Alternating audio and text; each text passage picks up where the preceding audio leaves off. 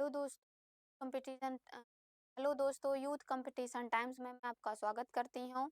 और हम पढ़ रहे हैं एसएसबी पीटी किसी सारे के सारे पीवाईक्यू क्वेश्चन को हम सॉल्व करने वाले हैं। हमारा टॉपिक का नाम है अभिज्ञान शाकुंतलम। में हम गद्य की सारी रचनाओं को पढ़ेंगे, जिसमें अभिज्ञान शाकुंतलम में जितने भी क्वेश्चन बने हुए हैं वह सारे आज हम करेंगे, जिसमें गद्य पद्य एवं नाटक, जिसमें हमारा गद्य पद्य एवं नाटक, जिसमें अब हम पढ़ने जा रहे हैं नाटक।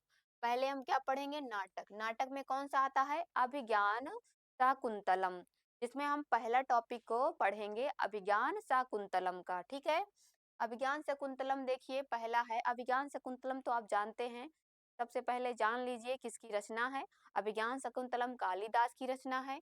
कालिदास प्रथम शताब्दी के कवि हैं। ठीक है, वो प्रथम शताब्दी के माने जाते हैं। उनकी एक यह बहुत ही प्रसिद्ध रचना है।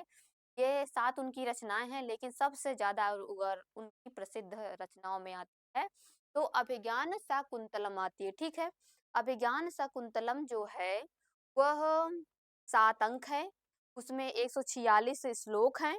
और आ, और नायक जो है दुष्यंत है, नायिका है शकुंतला। ये सारे को और भी विस्तार से मैं आगे जो जो क्वेश्चन बनेंगे मैं आगे आगे विस्तार से उसको बताते चलूंगी। और चारों ऑप्शनों को मैं लेकर चल रही हूँ, जिसमें हम चारों ऑप्शन को पढ़ा रहे हैं। ठीक है, अब हम पढ़ते हैं। ये पूछा गया पहला क्वेश्चन हमारा ये है कि अभिज्ञान शाकुंतलस्य नायक दुष्यंत वर्तते। अभिज्ञान शाकुंतलम के जो नायक हैं दुष्यंत कौन है? ठीक है, धीरोदात्य हैं, धीरोधत्य हैं, धीर लालित्य है, धीर प्रशांत है। ठीक है, तो पूछ रहा है दुष्यंत जो है कौन सा नायक है। तो दुष्यंत जो है धीर जो दात्य, पहला ऑप्शन आपका सही हो जाएगा, क्योंकि जो उसमें धीरोदात्त का 10 रूपक में अगर लक्षण पूछता है तो यह होता है कि जो महाबलशाली हो, स्थित प्रज्ञ हो, और जो प्रसन्न ना होने वाला हो, तुरंत प्रसन्न ना होने वाला हो, बहुत ही और क्षमावान भी हो, ऐसा राजा जो धीरोदात्त कहलाता। ये सारे गुण राजा में उपलब्ध हैं, जिसमें वह राजा में उपलब्ध हैं धीरोदात्त करके, क्योंकि राजा में ये सारे गुण उपलब्ध हैं। अगर इसी की बात हम धीरोधत्त की ले लेंगे तो धीरोधत्त जो होता है वो क्रोधी होता है, प्रचंड होता है, तो वो भीम होता है। और अगर धीर लालित्य की बात करते हैं, धीर लालित्य की बात कर लेते हैं, तो धीर लालित्य तो वो होता है जिसमें बीड़ा बजाए, संगीत में डूबा रहे, ऐसा नायक जो होता है। उदयन देखिएगा, तो उदाहरण एक उदयन हो जाएगा। और अगर धीर प्रशांत की बात करेंगे तो धीर प्रशांत आपका चारुदत्त हो जाएगा। ठीक है, चारुदत्त, ये चारुदत्त आपका हो जाएगा। ठीक है, इसमें चारुदत्त ये होता है कि वो ब्राह्मण भी रहता है, सामान्य भी रहता है, शांत भी रहता है। और उदयन जो होता है वो प्रेम के रस में डूबा रहता है। पीड़ा है वो वासुदत्त को कभी प्रसन्न करता है, कभी रत्नावली को प्रसन्न करता है, ऐसा करके वो डूबा रहता है, वही है धीर लालित। और जो क्रोध करे, जो क्रोधी रहे, वो भीम होता है। भीम है और उदाहरण हो सकते हैं। और और इसमें सबसे अच्छा जो नायक है वह दुष्यंत है। ठीक है, दुष्यंत, इसमें दुष्यंत आपका ये सही हो जाएगा। क्यों दुष्यंत सही हो जाएगा? क्योंकि उसमें यह सारी क्वालिटी पाई जाती है धीरोदात्त। अब हम देख लेते हैं धीरोदात्त में कौन कौन सी चीजें अच्छी मानी जाती हैं। देखिए, जो नायक जो होता है वो 4 प्रकार के नायक होते हैं। कौन से नायक होता है? हम आपको बता देते हैं कि अगर साहित्य दर्पण भी आप उठाते हैं और 10 रूपक भी उठाते हैं तो उसमें यही बताया गया है कि नायक जो हमारे होते हैं 4 प्रकार के नायक होते हैं। अगर नायिकाओं की बात कर ले तो बहुत सारी नायिकाओं के बारे में बताया गया है। नायिकाओं के कम से कम 50 या 50 से भी ऊपर ऐसे भेद बताए गए हैं, लेकिन नायक के 4 ही भेद बताए गए हैं, जिसमें जिसमें ये दुष्यंत कौन से में आता है? धीरोदात्त। अगर इसका अन्य उदाहरण भी पूछ लेता है तो राम भी आते हैं। ठीक है, राजा राम भी इसी में आते हैं। ठीक है, अब देखें, देखिए धीरोदात्त का होता है लक्षण होता है महासत्तो अति गंभीरम क्षमावानम विघ्नं निगूढ़म अहंकारो धीरोदात्त दृढ़ वृतः। ये जो महासत्व महाबलशाली अति गंभीर और क्षमावान हो और जल्दी प्रसन्न न वाले स्थिर प्रज्ञा माने बुद्धिमान हो, ऐसा जो अहंकार विहीन हो, अहंकार जिसके अंदर ना हो, ऐसा राजा दुष्यंत होता है। और यहीं पर इसका धीरोधत्त का भी आप लक्षण देख लीजिए कि वो अहंकारी होता है, माया होता है, छल वाला होता है, ये होता है। और धीर लालित्य का होता है निश्चितो धीर लालित्य कला, जो कला अर्थात जो कला सुखी होता है। यह 10 रूपक के ये सारे जो लक्षण बताए गए हैं वह 10 रूपक के अनुसार बताए गए हैं। इसके कितने जो लक्षण आपको बता रही हूँ, सारे भेद इसके अनुसार बताए गए हैं, 10 रूपक के अनुसार।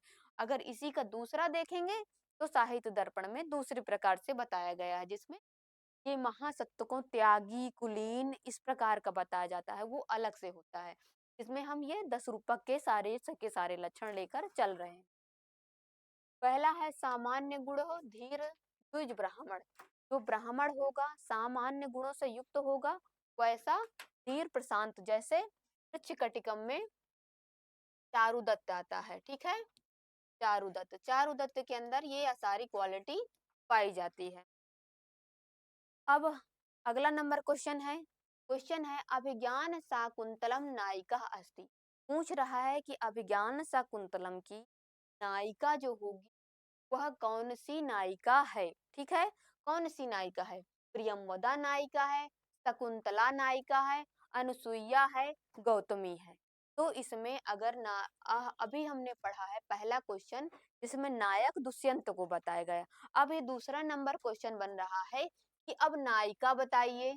तो नायिका इसकी कौन सी है? नायिका है शकुंतला। कौन सी नायिका है? शकुंतला नायिका है। प्रियंवदा और अनुसुईया ये दोनों क्या हैं? सखी हैं, ठीक है। ये दोनों क्या हैं? सखी हैं। नायिका कौन सी हो जाएगी?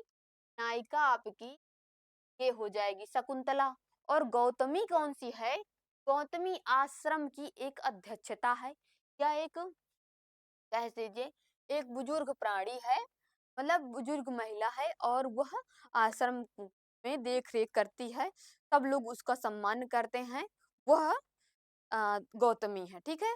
और और और बता रहे हैं जो नायक हो गया, नायक जो हो गया दुष्यंत है, ठीक है, दुष्यंत हो गया।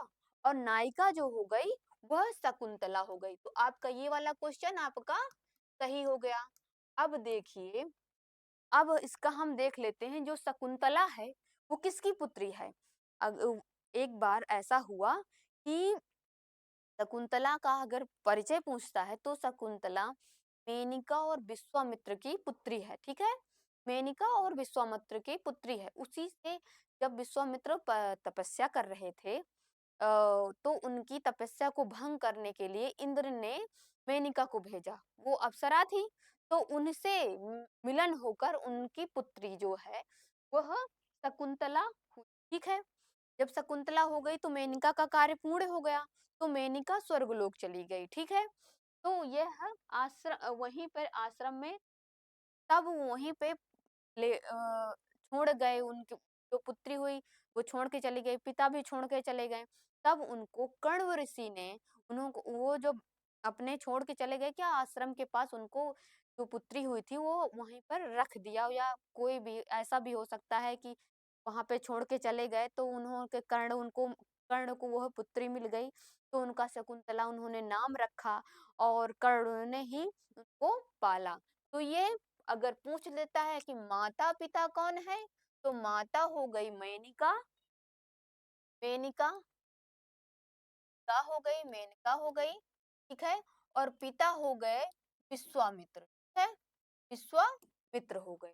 और अगर पालने वाला अगर पूछता है कि पालने वाला कौन था, तो कर्ण हो गए ये पालने वाले, ठीक है। कर्ण क्या है?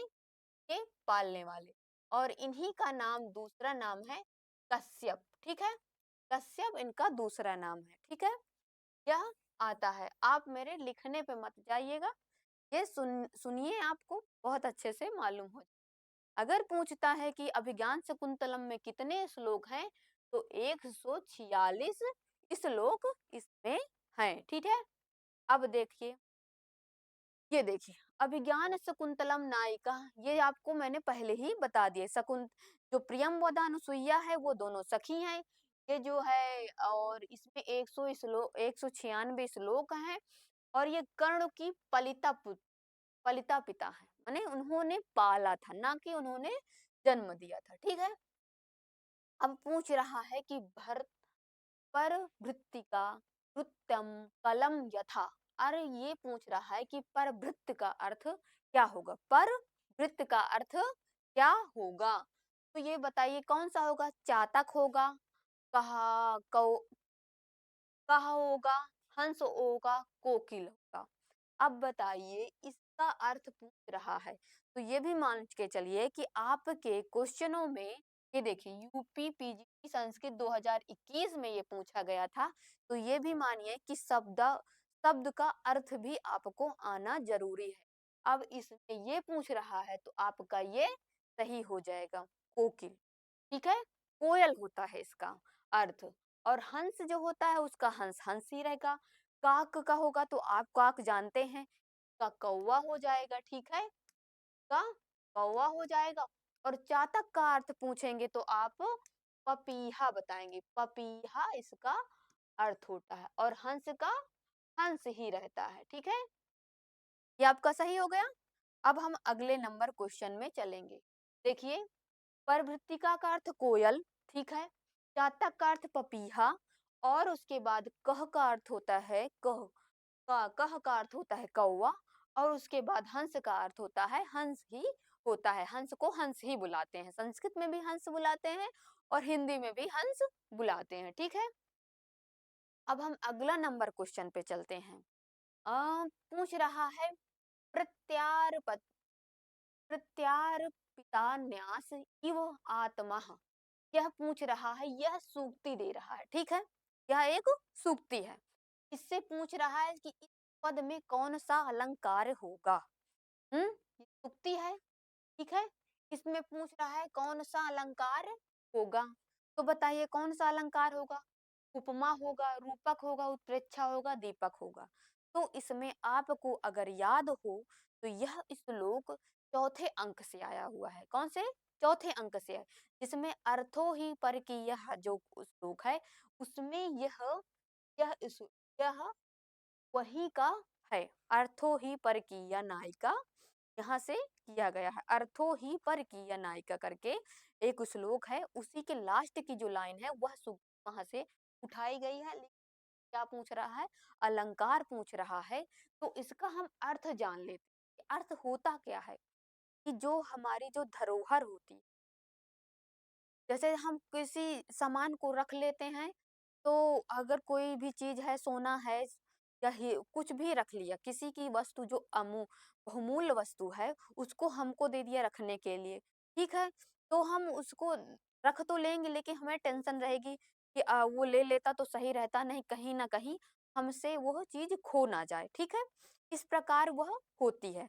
तो इसलिए हम उसने कहा कि आप यह चीज अ, होती, तो इसमें पुत्री के लिए कहा गया है कि, कहा गया है, तब ये जो लाइन कही गई पुत्री के लिए कही गई है, यह पुत्री के लिए आई है। इसमें अगर अलंकार पूछ रहा है तो इसमें अपेक्षा अलंकार हो जाएगा। ठीक है, जिसमें उपमेय में उपमान की संभावना की जाती है वो उत्प्रेक्षा अलंकार है। उत्प्रेक्षा अलंकार को ये समझ लेते हैं।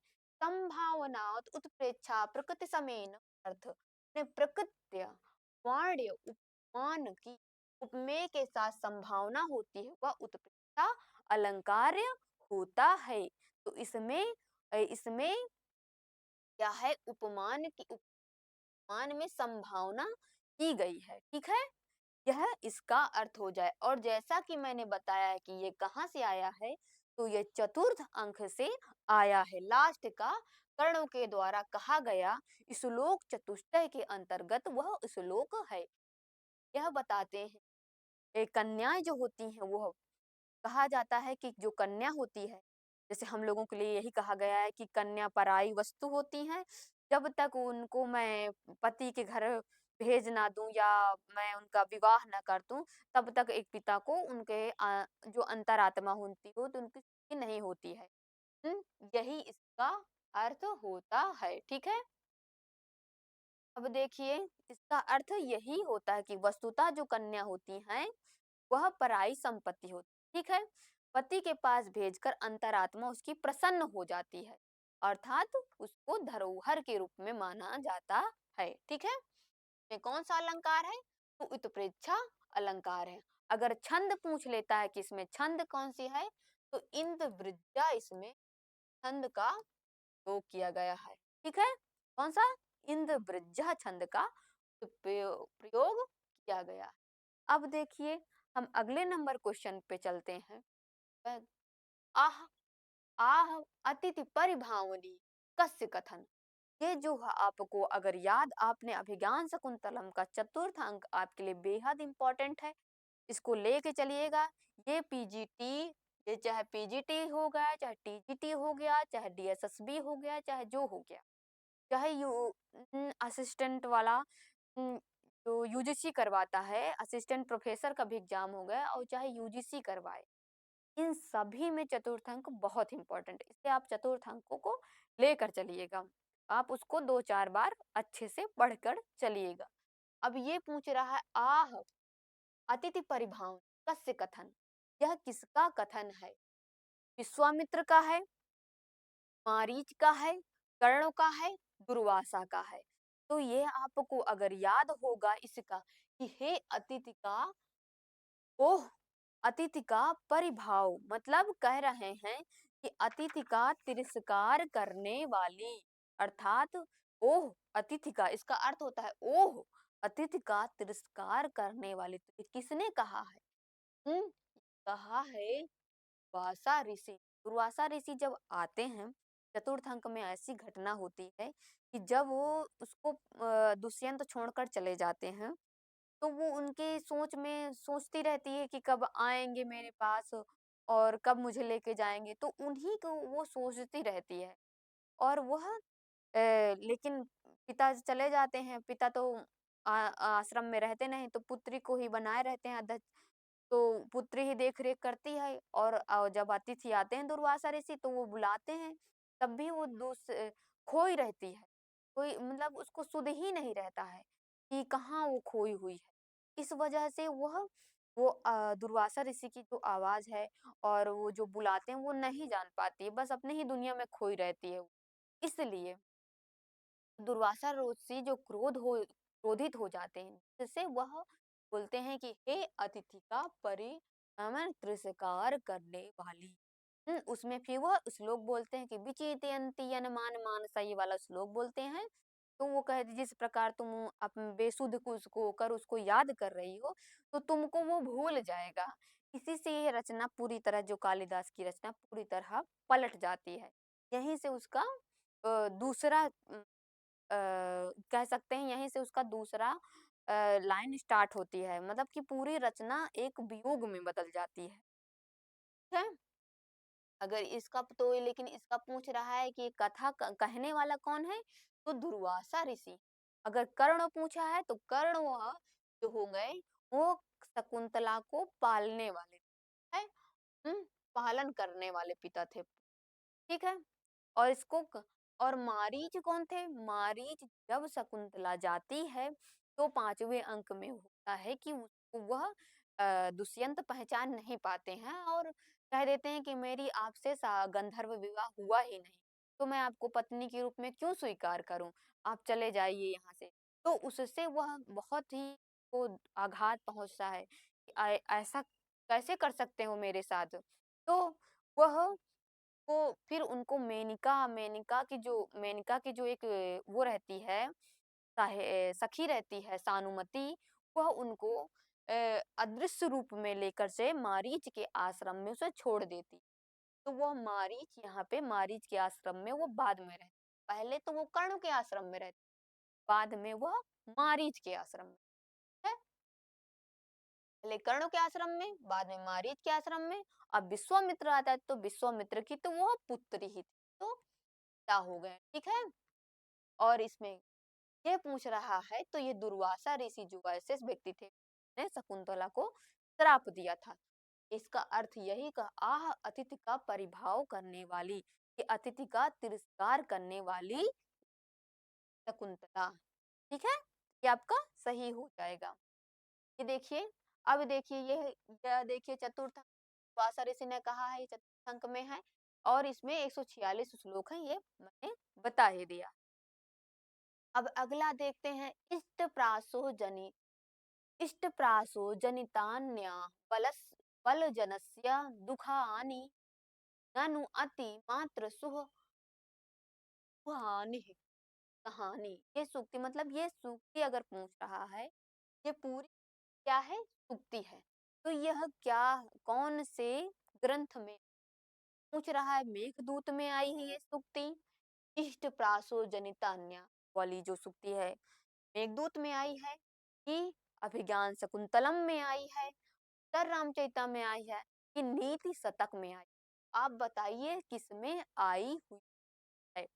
तो आइए पहले इसका अर्थ जान लेते हैं। पहले सूक्ति का हम अर्थ जानते हैं कि कह रहे हैं, का अर्थ होता है कि जो इष्ट जन होते, इष्ट जन मतलब कि जो हमें सबसे ज्यादा प्रिय होते हैं,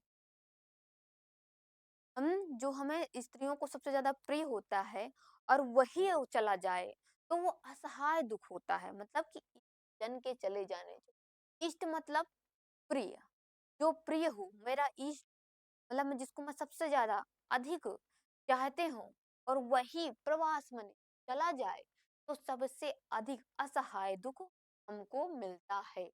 ठीक है, तो यह जो सूक्ति आई है वो कहाँ से आई है? वह अभिज्ञान शाकुंतलम से आई हुई सूक्ति है। ठीक है, अभिज्ञान शाकुंतलम से ये आई है। ये कौन से अभिज्ञान शकुंतलम से ये सूक्ति आई है। और ये मैं आप पहले ही बता चुकी हूँ, चतुर्थ अंक आपका बहुत इंपॉर्टेंट है, तो चतुर्थ अंक को लेकर चलिए। ये चतुर्थ अंक में बात ये सूक्ति कही गई। ठीक है, आपका ये सही हो जाएगा। उत्तर रामचरितम की बात करें तो इसको भवभूति ने लिखा है।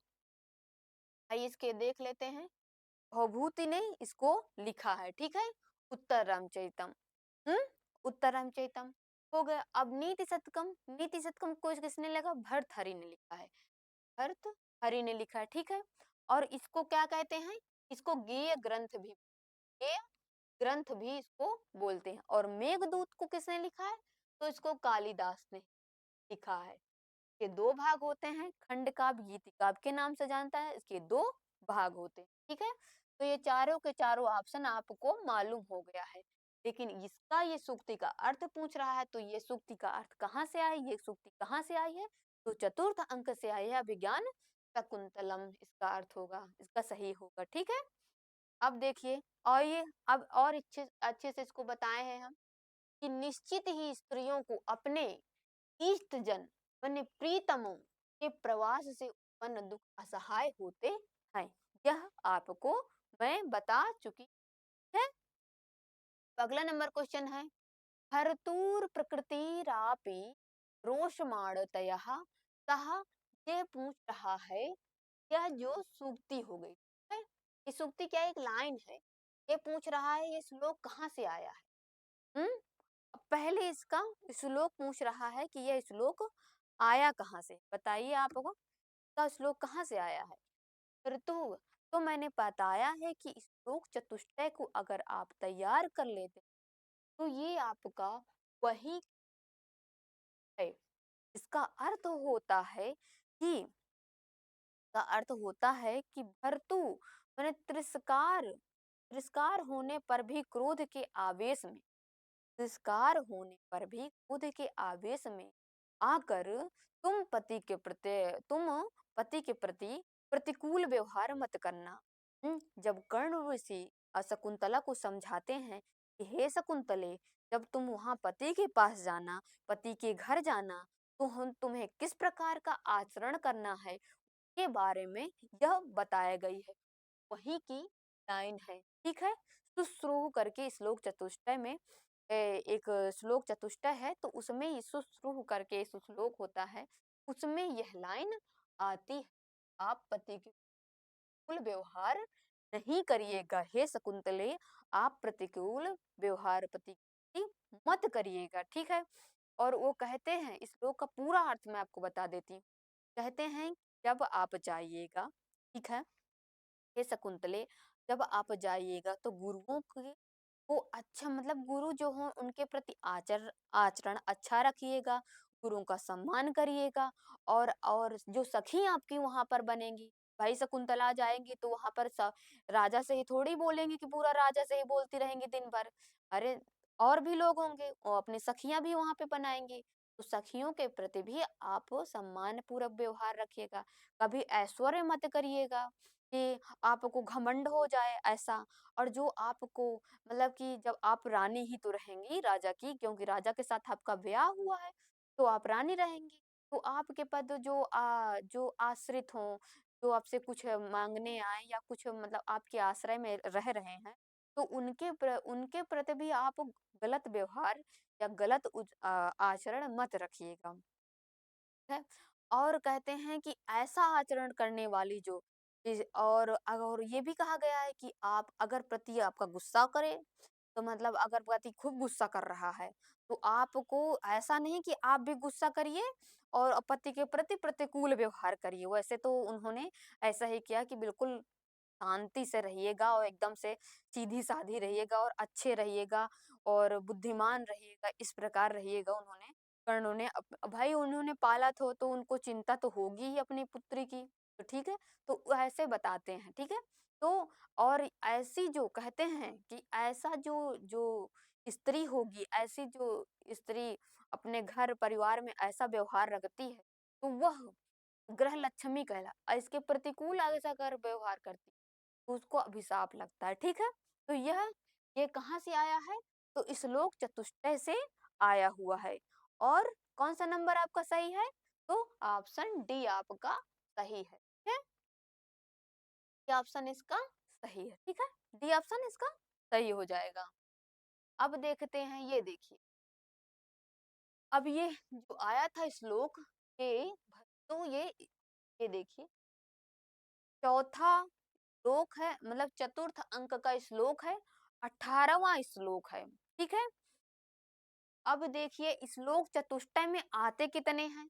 तो ये यस्येति, यस्येति शकुंतला, जब दुष्यंत, जब राजा, जैसे जो पिता है कर्ण है, जब वो दुखी हो जाते हैं तब वो अपने के बारे में बताते हैं कि मेरा गला भर गया है, मेरी आंखें निश्चेष्ट हो गई हैं, मैं क्या करूं, मैं मतलब कि जैसे वो आश्रम में रहते हैं, उसको इतना लौकिक चीजों से प्रेम नहीं रहता है, लेकिन अपनी जब पुत्री को इतने दिन छोटे से लेके बड़ा तक करते हैं और उनको पति के पास भेजना रहता है, तो वह दुखी हो जाते हैं।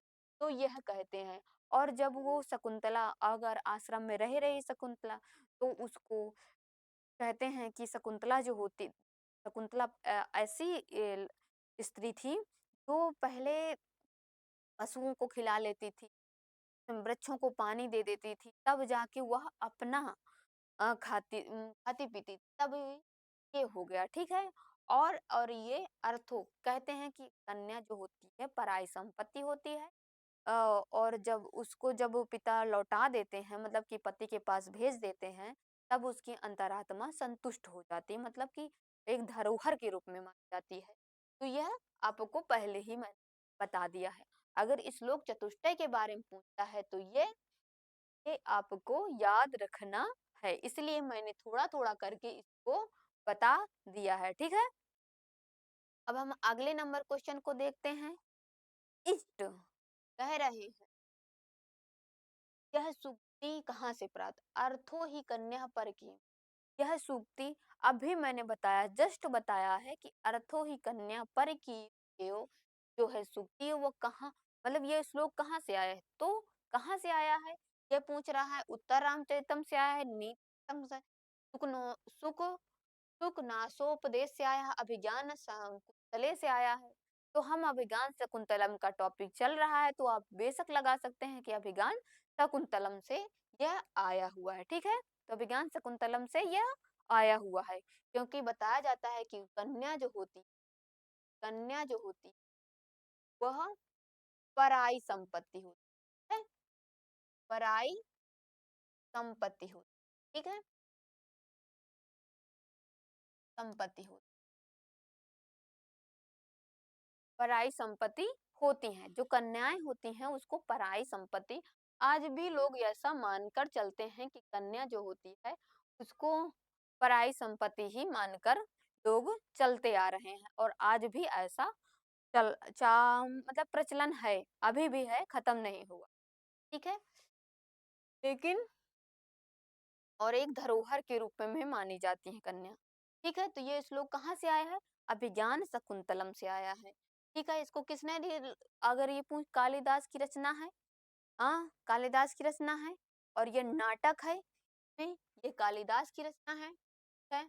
आप याद रखिएगा कालिदास की रचना है, श्लोक से 196 श्लोक हैं, यह नाटक है।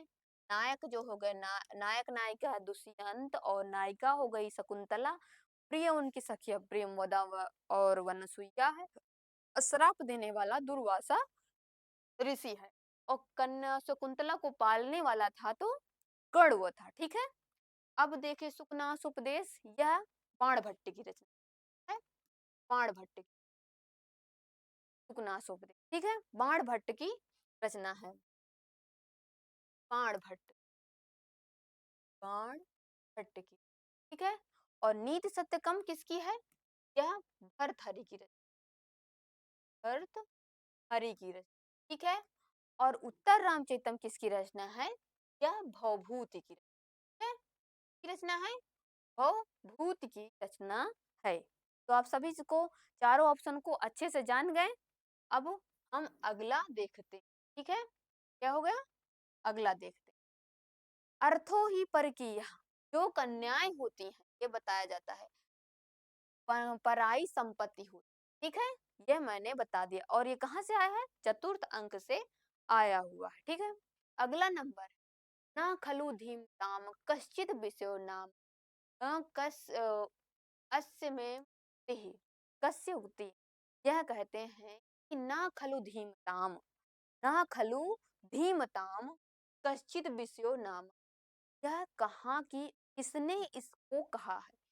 यह उक्ति मतलब कथन भी कह सकते, मतलब कहने वाला, कहने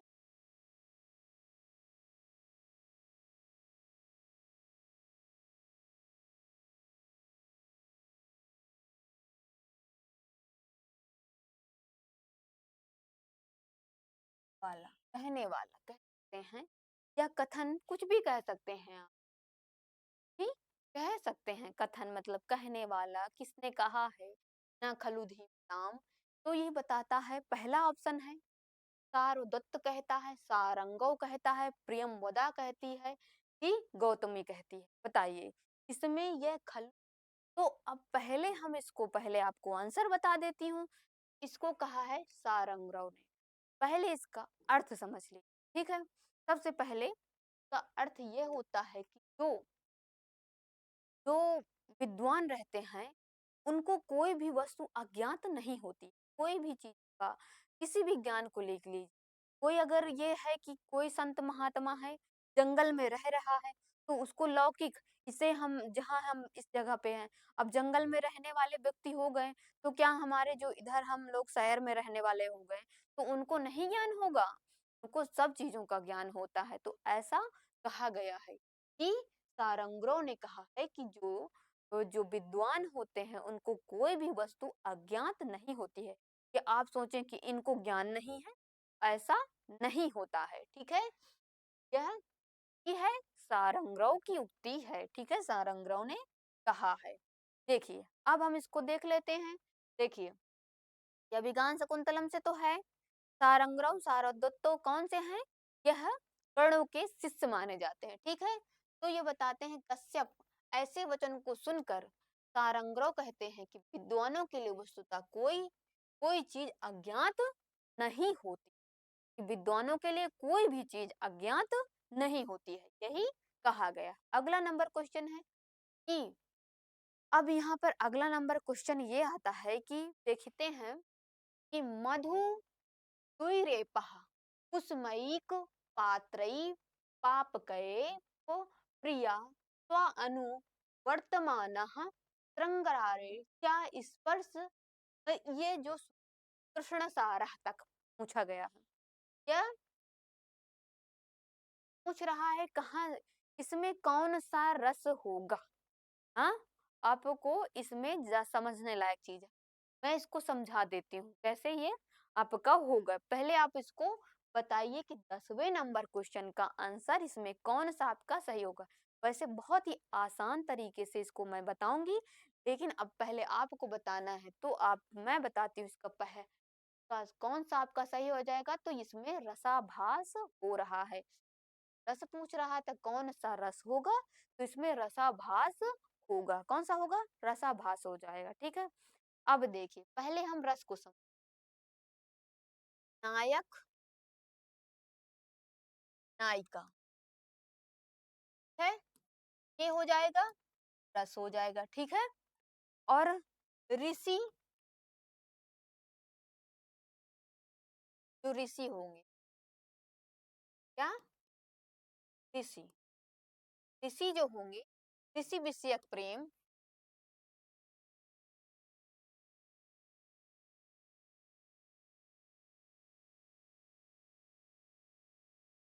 तो ये भाव हो जाता है। ठीक है, और पशु हो, पक्षी हो, उन सब का प्रेम है वह रसाभास कह। ठीक है, रसाभास कहलाता है। तो ये मैंने लिखा है, अगर आपको समझ में नहीं आ रहा है तो मैं आपको बता दूं। जब नायक और नायिका, ठीक है, जब नायक हो और नायिका वो दोनों प्रेम करें तो उसमें रस उत्पन्न होता है। ठीक है, जब ऋषि और ऋषि विषयक मतलब ऋषियों के प्रति प्रेम भावना हो तो वो भाव कहलाते हैं। ठीक है, वो भाव के अंतर्गत है।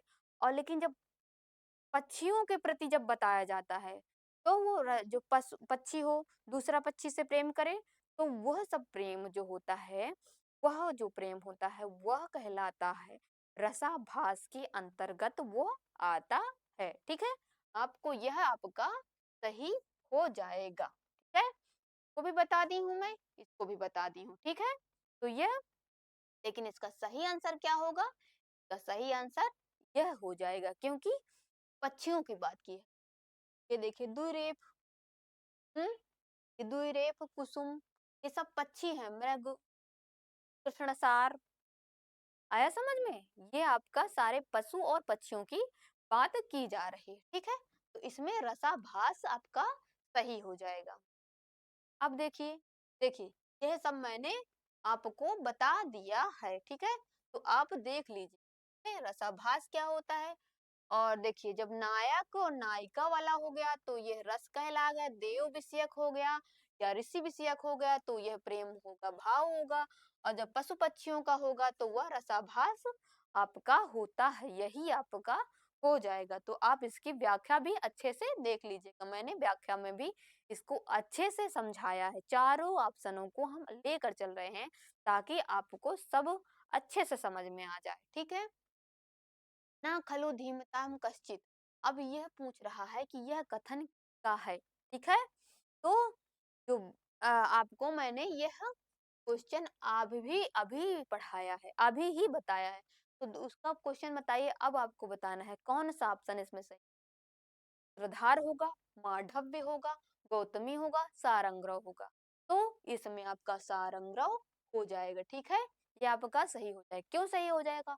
क्योंकि कह रहा है कि जो विद्वान होते हैं, बुद्धिमान होते हैं, उनको कोई भी चीज, कोई भी ज्ञान, कोई भी चीज बात का और कुछ भी हो वह अज्ञात नहीं रहते, उनको सब चीजों का ज्ञान रहता है। ठीक है, तो वह सारंग्रह की यह उक्ति है। ठीक है, अगर पूछ लेता है सूत्रधार कौन है, तो रंगमंच की जो व्यवस्था करता है वह, जब नाटक प्रारंभ होता है तो पहले सबसे पहले सूत्रधार आता है। तो रंगमंच की व्यवस्था करने वाला सूत्रधार होता है।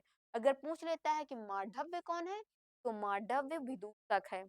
अभिज्ञान शकुंतलम में ही वह विदूषक है, हंसाने वाला। ऐसी ऐसी बात बोलेगा ना, हंसी आ जाएगी, वह विदूषक है। ठीक है। गौतमी कौन है? आश्रम की अध्यक्षता है, ठीक है। आश्रम की देख रेख करने वाली एक वृद्ध महिला, ठीक है, वृद्ध महिला, ठीक है। आपको आ गया। अब यही मैं बताया है, ठीक है। रंगमंच की व्यवस्था करने वाला नट सूत्रधार होता है। मांडव्य जो होता है वो विदूषक होता है। विदूषक द्वितीय अंक में आता है।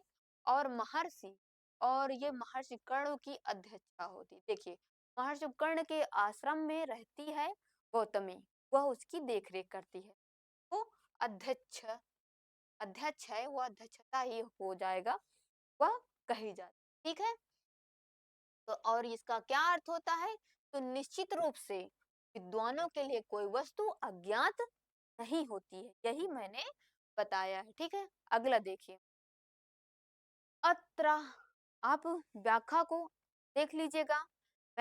या मैं पहले ही बता देती हूँ, इसलिए व्याख्या को ज्यादा उसमें बताना सही नहीं है, लेकिन आप व्याख्या को अच्छे से पढ़िएगा, व्याख्या बहुत अच्छी की गई है, ठीक है। तो अब पूछ रहा है अत्र, अत्राणाए वह शास्त्र प्रहारतुम गमस्याति नोक्ति, मतलब ये पूछ रहा है हाँ, यह कहाँ से, मतलब ये क्या है, ठीक है। शकुंतला के लिए किसने कहा है? गौतमी ने कहा है, वैखानस ने कहा है, दुष्यंत ने कहा है। तो यह किसने कहा है, ठीक है, ने कहा है, आपको बताना है। तो इसमें किसने कहा है? क्या? किसने कहा है? आपको मालूम हुआ किसने कहा है? दुष्यंत ने कहा, ठीक है। दुष्यंत ने इसको कहा है। दुष्यंत, दुष्यंत ने कहा है। बताइए इसमें क्या अर्थ होगा? पहले इसके अर्थ को, तो आपको पहले इसका अर्थ लगाते हैं। तो अर्थ देखेंगे तो आपको तुरंत समझ में आ जाएगा, ठीक है। क्या? इसका अर्थ देखते हैं। अर्थ में यह बताया गया है कि जब ये पहले अंक की घटना है, अच्छे प्रकार से धनुष को चढ़ाए हुए थे। इसका अर्थ होता है कि आपका जो अस्त्र है, आपका शस्त्र है, वह अपराधों को मारने के लिए नहीं है कि जो निरपराध उनको आप मार दें।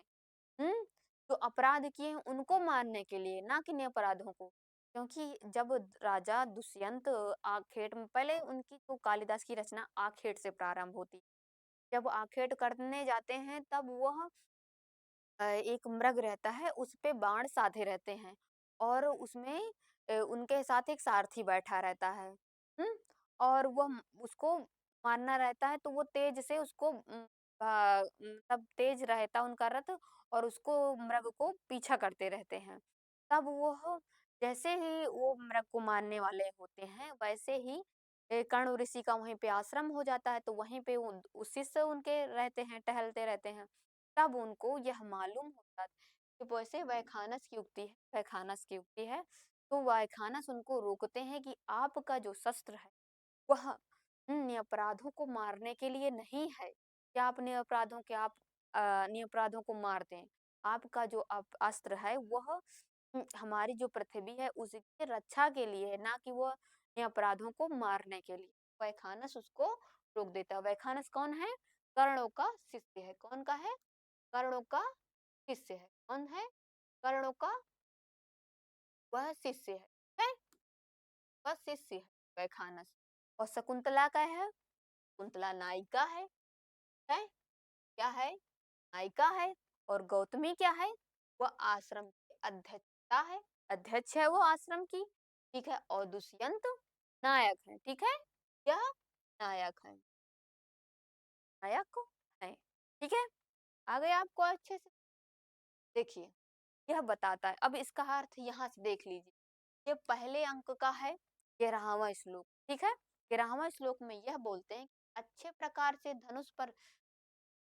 प्रकार धनुष चढ़ाए हुए बाण को उतार लीजिए, आपका शस्त्र क्योंकि रक्षा के लिए है, ना कि निहीर अपराधों को प्रहार के लिए। ये वैखानस का कथन है, ठीक है।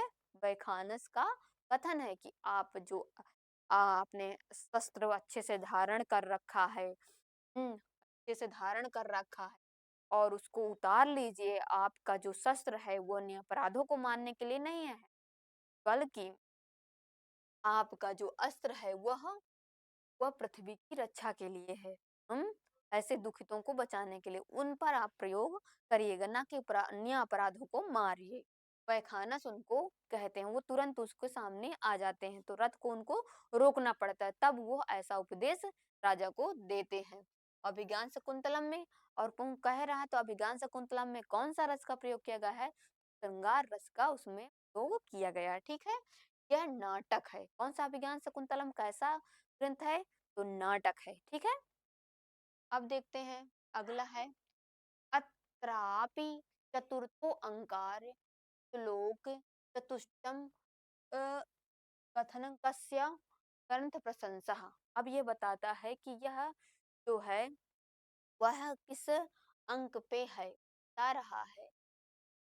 श्लोक अत्रापि, श्लोक अत्रापि चतुर्थांकस्य श्लोक चतुष्टय, मतलब पूछ रहा है कि श्लोक चतुष्टय का प्रयोग किस ग्रंथ पर हुआ है। ठीक है, तो यह कौन से ग्रंथ पर है? अभिज्ञान शकुंतलम पे हुआ है, रघुवंश पे है, मेघदूत पे है, ऋतु संहार पे है।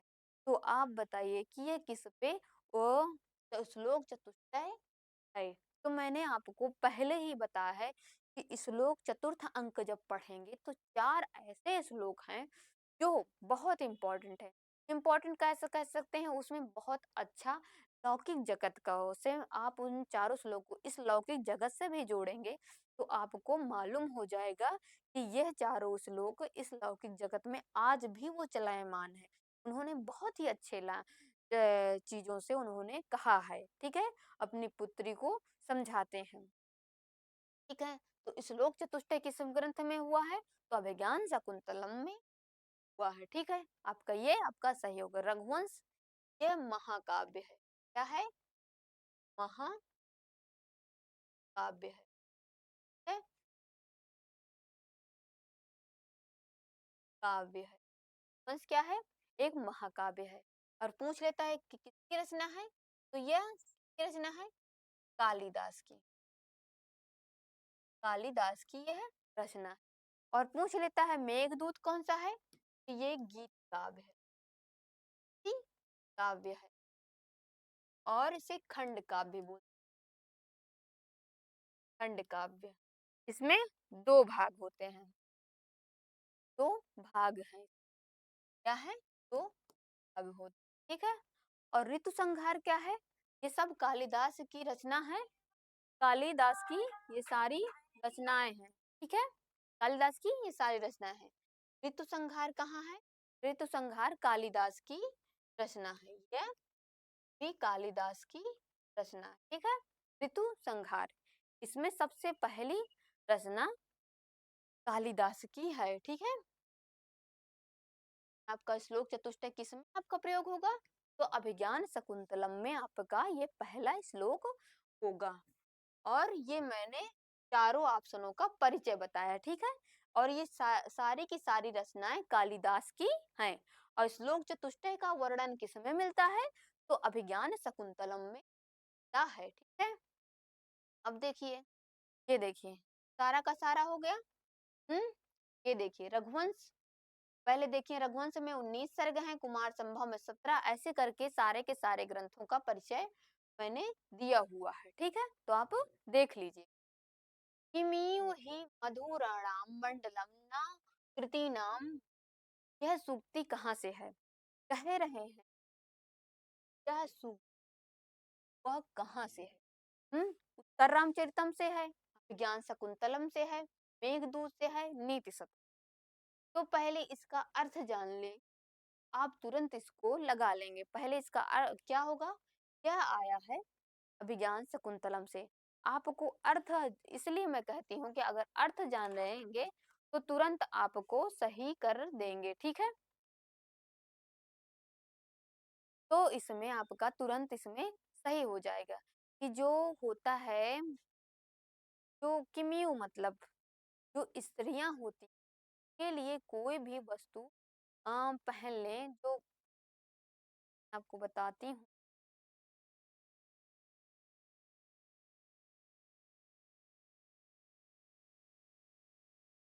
ये बताया जाता है।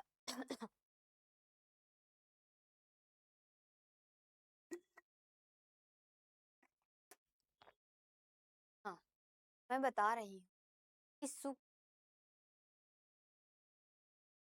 ये कहाँ से आया है, मतलब पहले अर्थ तो पूछा ही नहीं है। पूछ रहा है कि किस ग्रंथ से आया है, तो अभिज्ञान शकुंतलम से आपका ये आया हुआ है, ठीक है। तो पहले इसका अर्थ इसलिए जानते हैं ताकि आप उसको अच्छे से लगा सकें। कह रहे हैं जब राजा दुष्यंत जब शकुंतला को देखे, ठीक है, तो वो अप्सरा की पुत्री थी, मेनका विश्वामित्र और मेनका की पुत्री थी। तो वह जब अप्सरा की पुत्री कोई रहेगी तो उसका सौंदर्य तो अधिक ही सुंदर रहेगा। हम्म। तो वो उसकी सुंदरता के बारे में ऐसा कहते हैं कि अगर कोई कोई भी स्त्री जो अधिक सुंदर हो वो कुछ भी पहन ले, कुछ भी वस्त्र धारण करे, वह शोभा ही लगेगा उसको, उसके ऊपर सुंदर ही लगेगा, ठीक है। अब काले को काला ही पहना दिया जाएगा तो वो उसमें दिखाई ही नहीं देगा ना।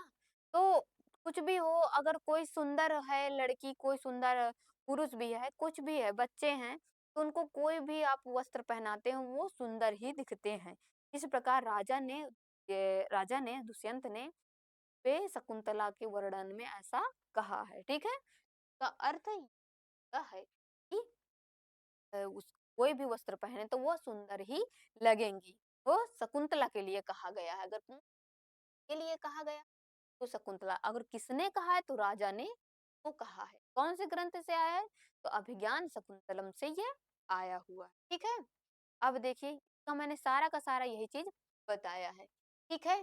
कहा है कि सुंदर मनोहारी आकृति सभी शोभादायक होती है, सुंदर मनोहारी आकृतियां वाली होती है, वह सभी शोभादायक होती है, ठीक है।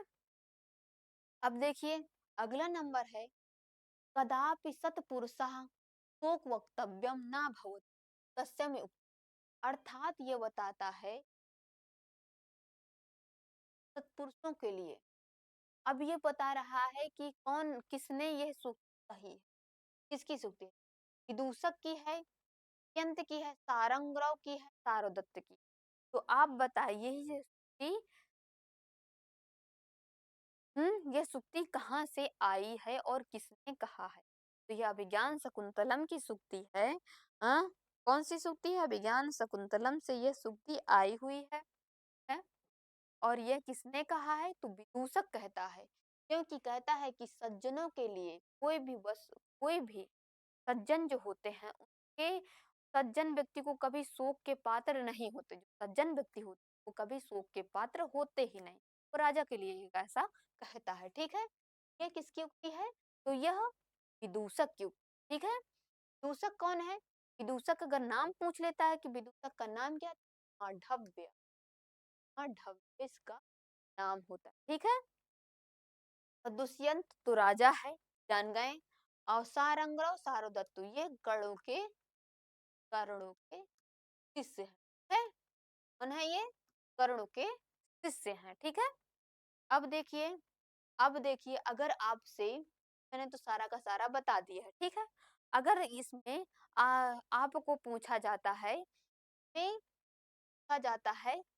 अंक के नाम पूछा जाता है, तो अंक के नाम का बताने का मेरा यही एक प्रावधान है कि आप अंकों का नाम भी जानिए। जैसे आश्रम में प्रवेश, तो जैसे राजा, आप एक कहानी के तौर से जान लीजिए। जैसे देखिए सुनिए, जब आश्रम में राजा प्रवेश करता है, आश्रम प्रवेश हो गया, राजा आखेट पे रहेगा, जा रहा है, तो आश्रम की ओर बढ़ता है, तो आश्रम प्रवेश हो गया। फिर आश्रम निवेश हो गया। आश्रम निवेश का मतलब होता है कुछ धार्मिक जगह पे पहुंचा, क्योंकि आश्रम एक धार्मिक जगह है, उस पे हो गया, ठीक है। तो दूसरे अंक का नाम है, तीसरे अंक का नाम हो गया मिलन, ठीक है। मिलन, क्योंकि वह शकुंतला से मिलन करता है, मैंने बात करना स्टार्ट करता है। फिर चौथे अंक में वो जब वो विदा होती है, क्योंकि जब भाई राजा से बात की, गंधर्व विवाह कर ली, तो पिता का क्या कर्तव्य होता है? वह पुत्री को उसके घर भेजे। तो चौथे अंक में वो विदा कर देता है। विदा अंक बहुत ही इंपॉर्टेंट होता है। फिर उसके बाद फिर उसके बाद आपका ये आता है, कौन सा? आपका ये होता है प्रत्याख्यान, ऐसे करके एक अंक होता है, प्रत्याख्यान करके एक अंक होता है, तो इस पे आपका हो जाता है। फिर प्रत्याख्यान में जो निराकरण करता है, सोचता है क्या हुआ क्या नहीं हुआ, और अपनी दूसरी पत्नियों पर ध्यान देने लगता है ऐसी। हाँ, और फिर पश्चाताप क्या होता है, जब उसको याद हो जाता है तो उसको खूब रोता है, पश्चाताप करता है, कैसे मैंने क्यों किया। बाद में उसका मिलन, पुनर्मिलन हो जाता है। तो इसमें कितने श्लोक हैं? 196 श्लोक। ठीक है, ये श्रृंगार रस से नायक नायिका का विवाह होता है। कालिदास प्रथम शताब्दी की, ये मैंने पहले ही बता दिया है। और इसमें अगर सबसे इम्पोर्टेंट है चौथा अंक, तो इसमें 22 श्लोक होते हैं। ठीक है, आइए देखते हैं दूसरा। भवितव्यम द्वाराणि सर्वत्र सर्वत्र, ये कहाँ का है? जो होनहा, अर्थात ये कहाँ से है? कटिकम से है, विज्ञान शकुंतलम से है, शिशु पालवधम प्रथम सर्ग से है, कादम्बरी कथामुख से। तो आप बताइए कहाँ से यह आपकी सूक्ति आती है? आपको बताना है कहाँ से आती है। तो यह सूक्ति भवितव्यम, भवितव्यम द्वाराण सर्वत्र, ठीक है, तो यह इसका यह होगा का, ये इसका अभिज्ञान शकुंतलम से होगा। ठीक है, अभिज्ञान शकुंतलम से होगा। तो पहले अगर सूक्ति का संस्कृत लिखे हुए, अगर उसका अर्थ आपको लगाना अच्छे से आ जाता है तो आप इसको अच्छे से तैयार कर सकेंगे। ठीक है, तो जो कह रहा है कि होनहार वस्तु, जो होनहार मतलब जो होनहार या कह सकते हैं अच्छी चीजें, वह कोई जगह नहीं देखती हैं, वह घटित हो ही जाती हैं। तो राजा जब आश्रम में प्रवेश करता है तब उसकी दाहिनी जो भुजा होती है वो फड़कने लगती है। तो वो सोचता है कि मैं तो आश्रम में हूँ, मैं तो जंगल में हूँ, यहाँ कौन सी मुझे ऐसी चीजें मिल जाएंगी, क्योंकि वो दाहिनी भुजा का मतलब फटकना मतलब फड़कना होता है। सुंदर स्त्रियों की प्राप्ति वहाँ, मुझे कौन से जंगल में ऐसा हो जाएगा कि हमको सुंदर स्त्रियों की प्राप्ति हो जाएगी। क्योंकि राजा रहता है तो उसको तो सारे लोगों को ज्ञान रहता है, जंगल का ही नहीं, मतलब मालूम रहता है कि जंगल में भी अभिज्ञान नाम के, शकुंतला नाम की एक अप्सरा नाम की एक पुत्री वहां पर रह रही है। और नहीं तो सारे से वो विवाह कर ही लेता है। अच्छे वो रखता ही है सबको, अच्छा सुंदर सुंदर नायिकाएं तो उसके यहाँ राजा के घर में है ही है, लेकिन जंगल में उसका ध्यान नहीं जाता है। तो इसका ये मतलब हुआ कि वो कह रहा है कि अच्छा जंगल में मुझे कौन सी वस्तु ऐसी मिल जाएगी जो मुझे प्राप्त हो जाएगी, कौन सी यहाँ जंगल में मुझे अच्छी सुंदर स्त्रियां मिल जाए। तो यह तो उसकी दाहिनी, और ये पूछ रहा है कि किस ग्रंथ से आया, तो यह ग्रंथ ज्ञान शकुंतलम की सूक्ति है। तो वो जब राजा आश्रम में प्रवेश करता है, देखिए ये देखिए, सुंदर स्त्री की प्राप्ति होने का संकेत, राजा सोचते हैं कि जंगल में किसकी प्राप्ति कैसे हो सकती है। अतः होनहार माने भावी घटनाओं के लिए वक्त जगह उचित, मतलब कि जो होनहार घटनाएं होती वो सभी जगह उपलब्ध हो। अगर कोई अच्छी घटना उत्पन्न होने वाली है तो आप जिस जगह पे रहें वहां पे वह अपने आप मिल जाती है या हो जाती है, ऐसा कहते हैं। और ये देखिए का है यहाँ से का लिया है, यह एक सुख है, शांतम मिदम आश्रम सुख बाहु, ये यहाँ से यहाँ तक की। और यह जो ये भवितव्य भवितव्यम द्वाराण सर्वत्र, यह एक सूक्ति है। ठीक है, आपकी सूक्ति है। अब देखिए अभिज्ञान शकुंतलम नाटक है नांदी अस्ति। अभिज्ञान शकुंतलम में नांदी क्या कहलाता है, कौन सी नांदी का प्रयोग किया है, कह सकते हैं नांदी। नांदी मतलब क्या होता है, एक मंगलाचरण होता है जिसमें पत्रावली नांदी, कई प्रकार, मतलब कि नांदी का प्रयोग 10 रूपक में उनको बहुत अच्छे से समझाया गया है, तो आप नांदी को पढ़िएगा। नांदी एक मंगलाचरण के रूप में कौन सी नांदी का प्रयोग किया गया, अभिज्ञान शकुंतलम में अष्टपदा नांदी या द्वैपद नांद त्रयोपद अष्टपदा। तो कौन सी नांदी का प्रयोग किया गया, अष्टपदा नांदी का प्रयोग किया गया है। कैसे, क्योंकि शिव भगवान की 8 मूर्ति का वंदना में की गई है। पहले क्या उसका मंगलाचरण कह सकते हैं, पत्रावली नांदी का इसमें प्रयोग किया गया, ये भी जान लीजिए। और मंगलाचरण नमस्कारात्मक मंगलाचरण होता है, सृष्टुराध्या वहत वीर्या च होत्री, ऐसे करके उसका मंगलाचरण किया गया है। में इस तरधा छंद का प्रयोग किया गया है, इसमें 21 मात्राएं होती, ठीक है। और जल रूपी मूर्ति सशिष्टुराध्या, तो पहले जल रूपी मूर्ति की वंदना की गई है, ठीक है। की वंदना की गई है? पहले जल रूपी की वंदना की गई है, फिर अग्नि रूपी मूर्ति की वंदना की गई है, फिर उसके बाद यजमान रूपी मूर्ति की वंदना की गई है, फिर सूर्य और चंद्रमा रूपी, फिर आकाश मूर्ति, फिर पृथ्वी मूर्ति, वायु मूर्ति और शिव की इन 8 मूर्ति की वंदना इसमें की गई है। ठीक है, कौन कौन से आपको बता देती हूँ। पहले जल रूपी मूर्ति की वंदना की गई है किसका, जल है। फिर उसके बाद यजमान, अग्नि, ठीक है, सूर्य चंद्रमा, सूर्य सूर्य चंद्रमा, ठीक है, फिर आकाश, आकाश, ठीक है, पृथ्वी, पृथ्वी और वायु, ये 8 मूर्तियां हूँ।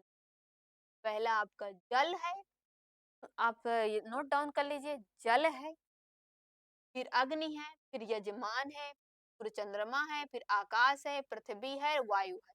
ये इस प्रकार आपकी 8 मूर्तियों की वंदना की गई है। तो इसे अष्टपदा नंदी इसलिए इसको कहा जाता है, क्या, अष्टपदा नंदी, इसीलिए उसको कहा जाता है। ठीक है, देखिए, ये शिष्टुराध्य वहत चहोत्री ऐसे करके मंगलाचरण किया गया है। ठीक है, में ऐसा मंगलाचरण इसमें होता है। नांदी का लक्षण क्या होता है, आशीर्वचन युक्त संयुक्त करके आपका साहित्य दर्पण में का मंगलाचरण दिया, मतलब नांदी का लक्षण दिया है कि जिस आशीर्वचन हो, वचन से स्तुति हो, ऐसा नांद, देव द्विज इत्यादि इत्यादि का वंदना की जाए, ऐसा नांदी कहलाता है। ठीक है, अब देखिए, अभिज्ञान शकुंतले कामी कामी जन होते हैं वो अपनी मतलब जान ही जाते हैं, कामी जो वो अपना स्वार्थ कर ही लेते हैं, जान ही जाते हैं, ऐसा कुछ बताया गया है, राजा के बारे में बताया गया है। तो यह किसके लिए कहा गया है, तो राजा के लिए कहा गया है। तो आप बताइए, पहला ऑप्शन है दीपक के लिए, राजा के लिए, राजा के लिए बताइए कौन सा है, हम्म कि महर्षि कर्णों के लिए, सारोदत्त के लिए, बताइए कौन सा होगा। हम्म कौन सा होगा, तो यह राजा के लिए आपका प्रयुक्त होगा। ये ऐसी घटना है, का अर्थ होता है कि कामी जन अपना ही सब अपनी चीज देख ही लेते हैं। जब वो शकुंतला को देखते हैं तो वो कहते हैं कि भाई मैं तो कामी हूँ, तो मैं अपनी चीजों को तो देख ही लिया। वो शकुंतला को देखते मुग्ध हो जाते हैं, ऐसा वह सोच, वह राजा हो जाता है। विदूषक कौन है, अभिज्ञान शकुंतलम में मांडव्य नाम का, मांडव्य आपका विदूषक है। कर्ण कौन है, वह आश्रम में रहने वाले ऋषि हैं और जो शकुंतला का पालन पोषण करते, लेकिन पलिता पुत्री होती। वह जो होते सारोदत्त होता है, इसी के शिष्य रहते हैं, सारोदत्त कर्णों के शिष्य रहते हैं। ठीक है, ये आपका सही हो गया। आपका इसमें सारा का सारा चीज मैं आपको बता दी हूँ। अब देखिए, कौन सा, हाँ अगर इसमें यही है, ठीक है, अगर इसमें पूछ लेता है अलंकार कौन सा है, तो अर्थांतर न्यास अलंकार होगा। ठीक है, अब देखिए अगला नंबर, रमणीय खलो खल बधिर भी, अर्थात जो रमणीय खलु की ये उक्ति किस, ठीक है, तो मधुकारिका की है, परिभृतिका की है, सानुमति की है, प्रियमवदा की हो। बताओ ये क्या आपका सही होता है, हम्म किसका सही होगा। यह उक्त रहा है कि यह कथन कथन या उक्ति वाला कौन है, तो इसका कहने वाला सानुमति है। कौन है, सानुमति, क्योंकि कहती है कि का अर्थ होता है कि बहुत ही उचित अवसर था लेकिन भाग्य ने उसको बिगाड़ दिया। सानुमति कौन है, ये मेनका की सखी है। कौन है, मेनका की सखी है, जो मेनका बोलती है कि मेरी पुत्री का ध्यान रखना। वह सानुमति को नियुक्त करके जाती है। वो भी एक सानुमति भी एक अप्सरा ही होती है, ठीक है। ये भी एक अप्सरा। प्रियंवदा कौन है? शकुंतला की सखी है। क्या सखी है शकुंतला की? परिभृतिका परिभ मधुकारिका दे दोनों सेविकाएं हैं, ठीक है। सेविकाएं, ठीक है। क्या है? सेविकाएं हैं, ठीक है। ये आपका हो गया। अब देखिए, क्या आप देख लीजिए, परिवृत्तिका राजा दुष्यंत की सेविकाएं हैं। परिवृत्तिका मधुकारिका कौन है? राजा दुष्यंत की सेविका है। शकुंतला का प्रिय वो प्रियंवदा प्रिय बोलने वाली शकुंतला की सखी है। और ये सारा चीज मैंने बता दिया है पहले, ठीक है। बल बलवदापि शिक्षिता न्यास इत हासित नम कस्मिन् प्रयुक्त ग्रंथे। अर्थात यह जो ये वचन, जब तक विद्वान संतुष्ट नहीं हो। मैं भी मैं भी एक पढ़ा रही हूँ, तो मुझे भी संदेह रहता है कि मैं सही पढ़ा रही हूँ, आप लोग संतुष्ट हुए कि नहीं संतुष्ट हुए। ऐसा तो विद्वानों के विषय में ऐसा एक ऐसी चीजें कहा गया, जब तक वह पढ़ाते तो अच्छा है, बताते भी अच्छा है, कुछ भी कार्य करते हैं, तो उनको संतुष्टि तभी होती है जब वो अगले लोग उससे संतुष्ट हो जाएं, वो उनको अच्छे से जान जाएं, वो अच्छे से मालूम हो जाए, तभी वह संतुष्ट होते हैं। तो यह किस कौन से ग्रंथ? अभिज्ञान शकुंतलम में यह आया है, ठीक है। 10 रूपम किसकी रचना है? दंडी की रचना है। पाल किसकी रचना है? शिशुपाल। 20 सर्ग हैं इसमें, पाल में 20 सर्ग हैं। वृश्चिकटिकम किसकी है? वृश्चिकटिकम किसकी? तो ये शूद्रक की रचना, शूद्रक की है। ये आपका हो गया, मालूम हो गया। चारों ऑप्शन को मैंने बता दिया। अब इसका देख लेते हैं कि जो कहते हैं, सूत्रधार कहता है अपने बारे में, जब वह अभिज्ञान शकुंतलम नामक की रचना का प्रारंभ करता है, तो वह कहता है कि नटी से कहता है कि हे नटी, मैं जब तक विद्वानों को संतुष्ट ना हो जाए, तब तक मैं अपने अभिज्ञान कौशल को सफल नहीं समझता, क्योंकि विशेष रूप से संस्कृतों को अयोग्यता में संदेह ही होता है। जो अच्छे शिक्षक होंगे, सुशिक्षकों को अपनी योग्यता में संदेह होता है कि मतलब अच्छा हुआ कि नहीं हुआ, इस प्रकार का संदेह होता है, ठीक है। अब देखिए, अगला नंबर क्वेश्चन है, ना प्रभात रलम ज्योतिरुदिति। अर्थात यह कहता है, यह कहाँ से है? तो बताइए ये सूक्ति किसने बोली है, ठीक है। तो आपको यह बताना है, यह सूक्ति किसने बोली है, आपको यह बताना है। ये सूक्ति कहाँ से आई? प्रियंवदा ने कहा है, अनुसुईया ने कहा है, यंत ने कहा है और विदूषक ने कहा। तो आपकी यह सूक्ति प्रियंवदा को माने जाते हैं, आयोग इसको प्रियंवदा माना जाता है, लेकिन इसको कहा किसका अगर अर्थ ले, ये मतलब रहा है कि कहाँ से यह बोली गई है, कि यह सूक्ति है, तो ये दुष्यंत की। अब इसकी घटना बता देते हैं, इसका अर्थ क्या होता है कि कांति से दिव्यमान तेज भूतल में उत्पन्न होता है। तो वो जब राजा शकुंतला को देखता है, तो वो इतनी सुंदर रहती है, इतनी सुंदर रहती है, तो कहते हैं मनुष्य लोक में इतनी सुंदर स्त्री कहाँ से आ गई। तो सोचता है कि हाँ, हो सकता है जो कांतिमान है, वो दिव्यमान वस्तु भूतल में भी उत्पन्न हो सकती है, मतलब होती है, मतलब हो भी सकती है, क्योंकि उसके बारे में वो राजा जानता नहीं रहता है कि वो अप्सरा की पुत्री होती, ठीक है। तो यह कथन किसका है? तो राजा का यह कथन है, ठीक है। राजा का कथन है, क्या क्या कांति दिव्यमान तेज भूतल में उत्पन्न सकता, अर्थात हो सकता है कि कांति भूतल में भी उत्पन्न हो सकता है। अगला नंबर क्वेश्चन है, सृष्टुराद्या सृष्टि का अर्थ क्या होगा? मतलब ये पूछ रहा था कि सृष्टुराद्या में का अर्थ क्या होगा, तो यह मंगलाचरण से पूछ रहा है।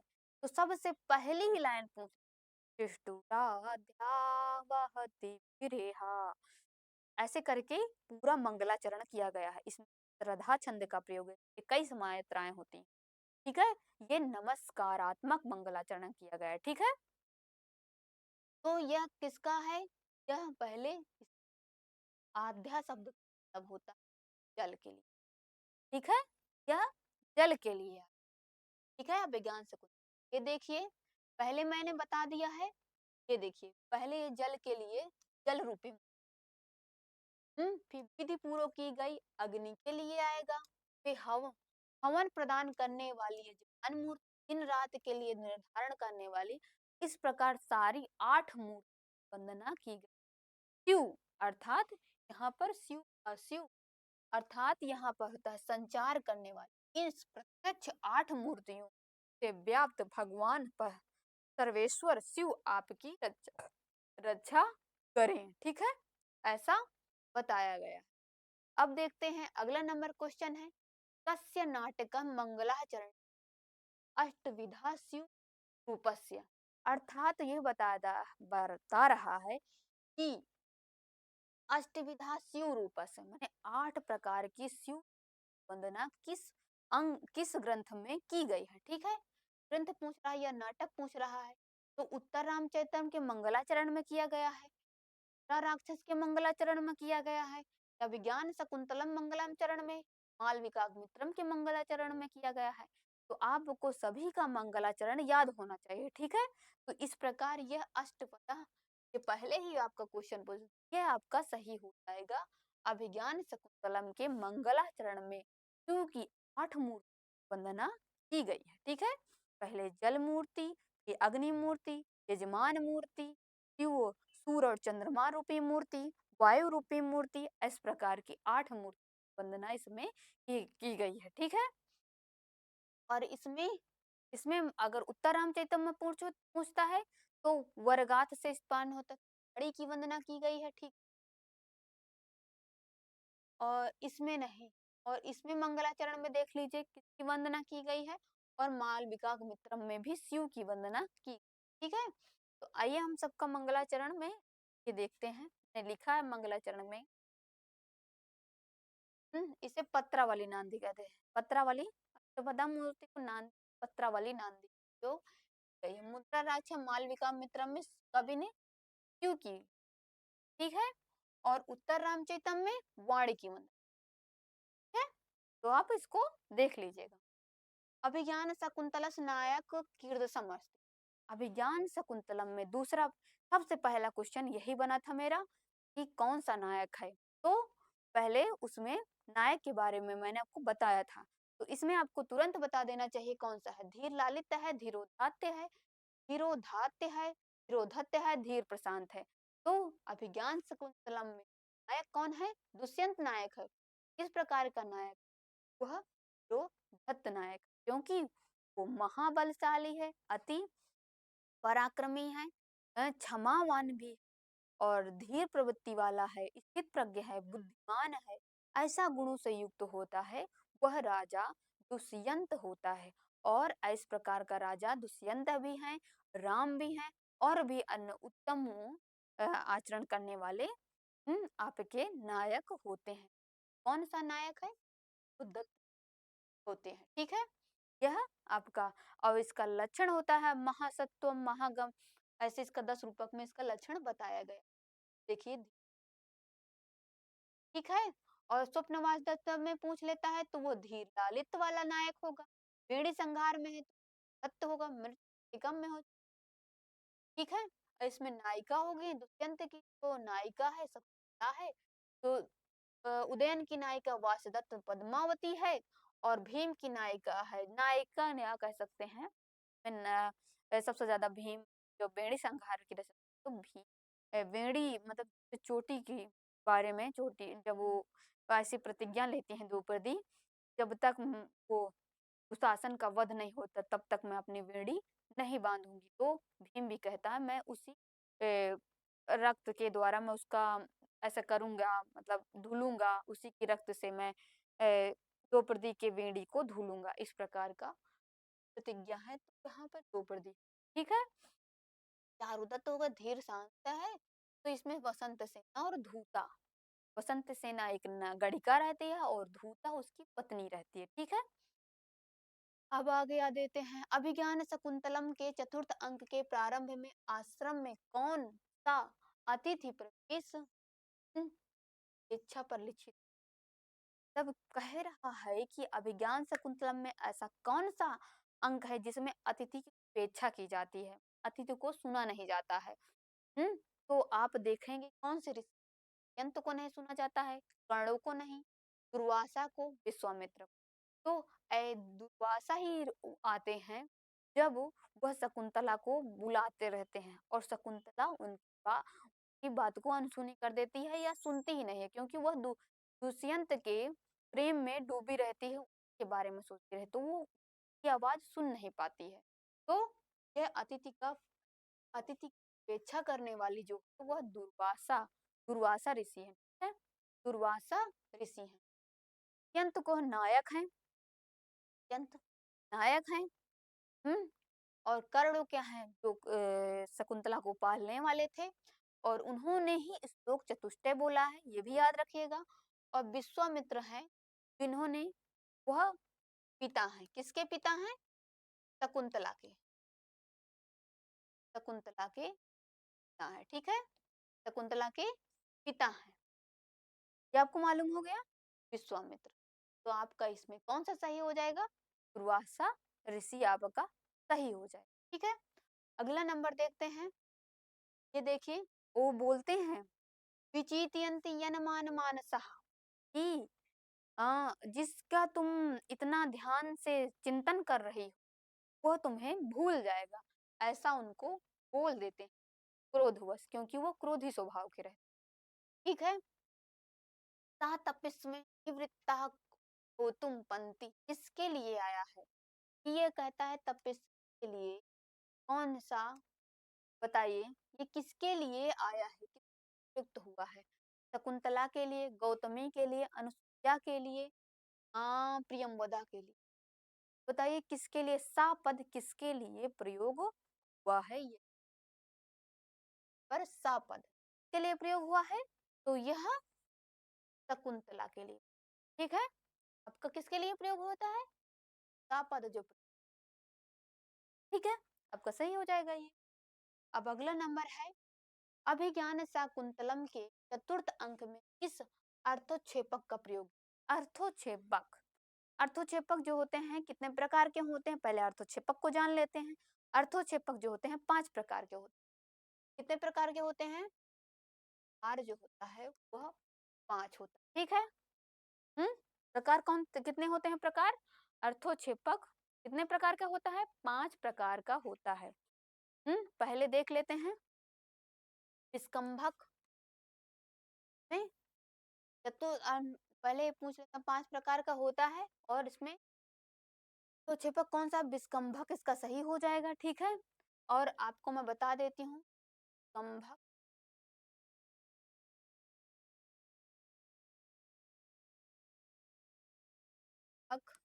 ये पहला हो गया। दूसरा आपका होगा, दूसरा आपका कौन सा आपका सही हो जाएगा? प्रवेशक, वेशक आपका सही हो जाएगा। फिर चूका का, फिर आपका अंका, और फिर आपका सही हो जाएगा अंका अवतार, ठीक है। ये आपके 5 होते हैं, ठीक है। तो अभी कभी पूछ लिया कि अर्थोक्षेपक कितने प्रकार का होता है, तो ये 5 प्रकार का होता है। चतुर्थ अंक में कौन सा है? तो ये विस्कंभक का प्रयोग होता है। विस्कंभक कैसा होता है? जो भूत और भावी घटनाओं को, जो घटनाएं होती हैं उसको सूचित करने वाला है। उसमें भाषा कौन सी होती है? संस्कृत भाषा बोली जाती है। नाटक के प्रारंभ में का, प्रारंभ में या बीच में कह सकते हैं, इसका प्रयोग किया जाता है विस्कंभक का, ठीक है? इसमें अच्छे पात्र रहते हैं, ठीक है।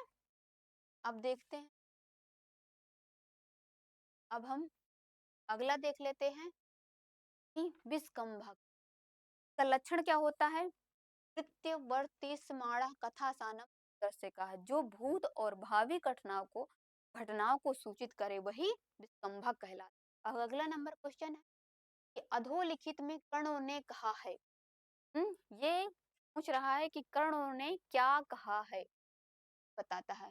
पहला है भरतूर बहुमता भाव, हम सुश्रून गुरु भूइष्ठा। इसमें ये चारों ऑप्शन में कौन सा ऑप्शन आपका इसमें सही हो जाएगा? तो आपको क्या लगता है कौन सा सही हो जाएगा? तो इसमें आपको मालूम हो जाएगा, क्योंकि सुश्रु ये भी आपका होगा, क्योंकि वह कहते हैं कि आप वहां जाना। कर्ण का एक ऐसा वचन है जो कहते हैं, हे शकुंतले, आप वहां जब जाइएगा तो अपने गुरु का आदर रखिएगा और गुरुओं के प्रति सम्मान रखिएगा। सहेली के प्रति जो सखी हो आपका सखी की तरह व्यवहार रखिएगा। ऐश्वर्य कभी मत करिएगा। जो आश्रित हो वो बढ़िया उदार के भावना से आप देखिएगा। और ऐसा जो आचरण करने वाली जो लक्ष्मी होती हैं और इसकी विपरीत जो आचरण करने वाली जो अभिशाप को प्राप्त होती हैं, ठीक है। और ये भर्तुम और ये भर्तु भाव का अर्थ होता है कि जो पति का तिरस्कार करती हैं वह अच्छा नहीं होता है। यही मतलब होता है कि जो पति का तिरस्कार करती हैं, अगर पति गुस्सा करे तो आप उसको उसका तिरस्कार मत करिएगा। आप भी ऐसा गुस्सा ना करिएगा कि आप भी उनका तिरस्कार करें, ठीक है। क्या आपका दोनों सही हो जाएगा, ठीक है। आपका ये दोनों हो जाएगा, ए और बी कथन में सही हो जाएगा। ये उपदेशात्मक वचन है कर्णों का, ठीक है। ये श्लोक चतुष्टय का ये श्लोक है, ठीक है। सखी आवा तवदु तवादु उत्कंठा बिनु तवह, अर्थात यह बता रहा है कि इसका अर्थ क्या होगा। अनसुईया होगा, प्रियमवदा होगा, गौतमी होगा, शकुंतला होगा। कौन सा आपका सही आएगा? हम्म यह कथन तब यह किस तो प्रियमवदा की है। कह रही है प्रियमवदा कि सखी बताओ, आपकी उत्कंठा जो हो रही हो तो मन को बहलाएं, मतलब मैं और अनुया दोनों आपके मन को बहलाएं तो आप ठीक हो जाएंगे। यह प्रियमवदा का कथन है, ठीक है। प्रियमवदा का ये कथन है, हमारी उत्कंठा से मन को बहलाएं दोनों सखी अनुया और प्रियमवदा, ऐसा कहते। पुण्यम कुतस दुग्धम अभिज्ञान शकुंतलम से है। यह बताया है कि अग्नि को कौन ही जला सकता है, का अर्थ बताइए कौन सा होगा। अनसुईया होगी, प्रियमवदा होगी, कर्ण होगा, दुर्वासा ऋषि हो। तो आपको बताना है कौन होगी, अग्नि के अतिरिक्त कौन जला सकता है। हम्म तो बताइए, आपको बताना है इसको कौन जला सकता है। हाँ, ये आपको बताना है। तो इसका होगा प्रियम का होगा प्रियमवदा है, आयोग मानता है, ठीक है। तो प्रियमवदा मानता है, तो जब आयोग उसको मानता है कि वदा, लेकिन है ये अनुसुईया का। जब वो उसको मतलब कि जब वह क्रोध होकर दुर्वासा ऋषि शकुंतला को अभी श्राप दे देते हैं, तब उनको पता चलता है, तब अनुसुईया कहती है कि अग्नि के अतिरिक्त कौन जला सकता है, मतलब दुर्वासा ऋषि कि इतना उनको क्रोध आता है। तो जाओ सखी, प्रियंवदा को उपदेश कहती है कि जाओ प्रियंवदा को आप मना लाओ, मैं तब तक अर्घ्य इत्यादि सामग्री तैयार करती हूँ। तो मतलब अतिथि सत्कार के लिए मैं उनका अतिथि सत्कार अर्घ्य इत्यादि जो फूल इत्यादि है इकट्ठा हो से हम उनका सत्कार करेंगे।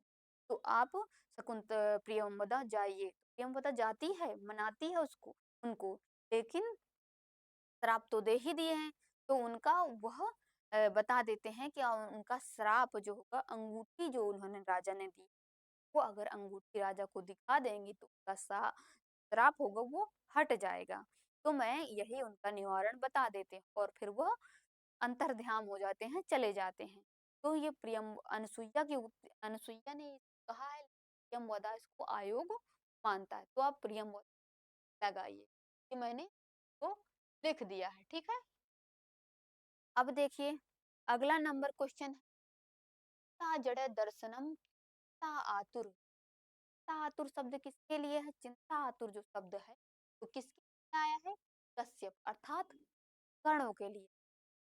का, का दूसरा नाम है कर्णों, का दूसरा नाम है दूसरा नाम, ये आपको बता दी हूँ।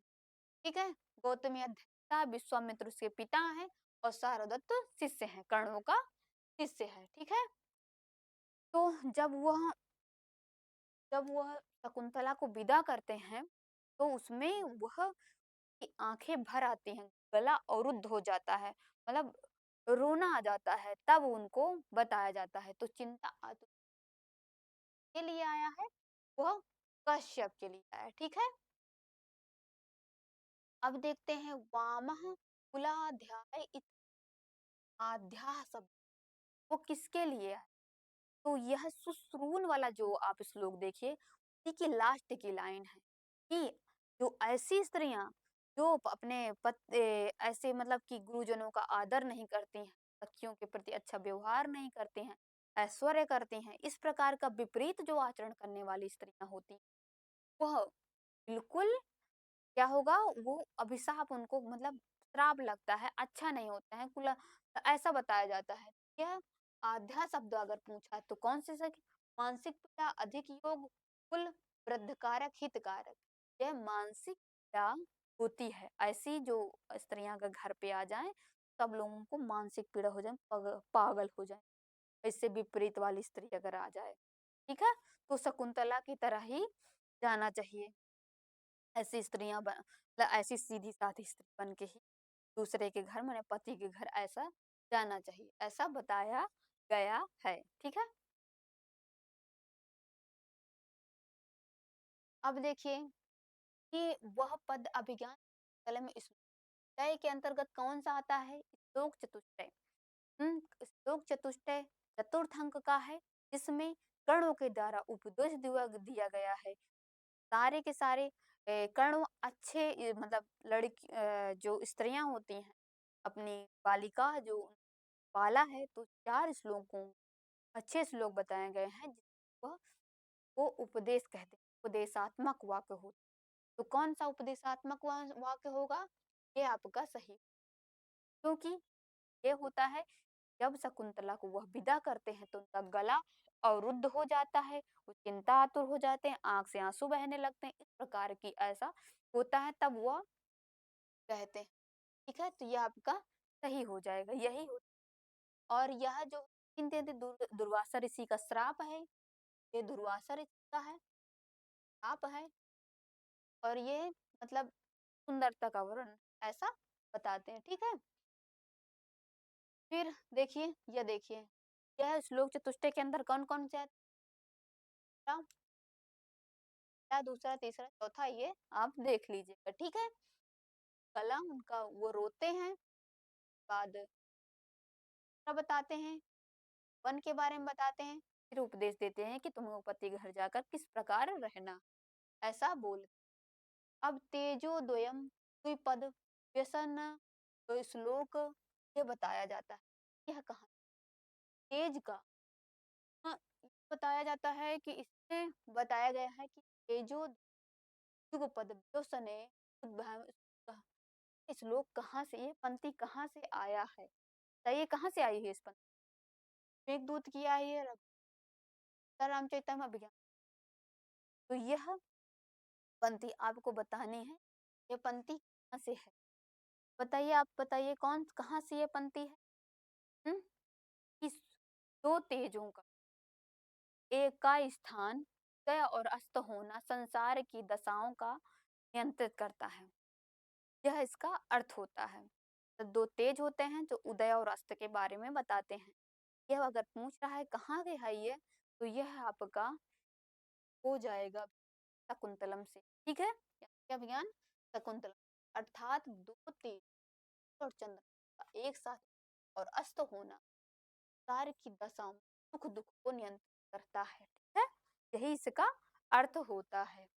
अगला नंबर क्वेश्चन है, स्मृत स्मरस्यति स्वाम न बोधितो अपि, यह कहाँ किसने पंक्ति है कि जिस प्रकार तुम तुम राजा दुष्यंत के बारे में इतना ज़्यादा सोच रही हो, उन्हीं के बारे में तुम तो ध्यान कर रही हो, तो हम तुम्हें श्राप देते हैं कि जिसके बारे में तुम ज़्यादा सोच रही हो ना, वही तुमको भूल जाएगा। भाई क्रोधी रहते हैं ना दुर्वासा ऋषि। महाभारत में भी दुर्वासा ऋषि का वर्णन आता है, तो उसमें भी बहुत ज़्यादा उनको जल्दी से गुस्सा आ जाती है। तो गुस्सा किसको आती है? दुर्वासा ऋषि को आती है। समझ गए आप? दुर्वासा ऋषि को सबसे ज्यादा गुस्सा आती है, ठीक है?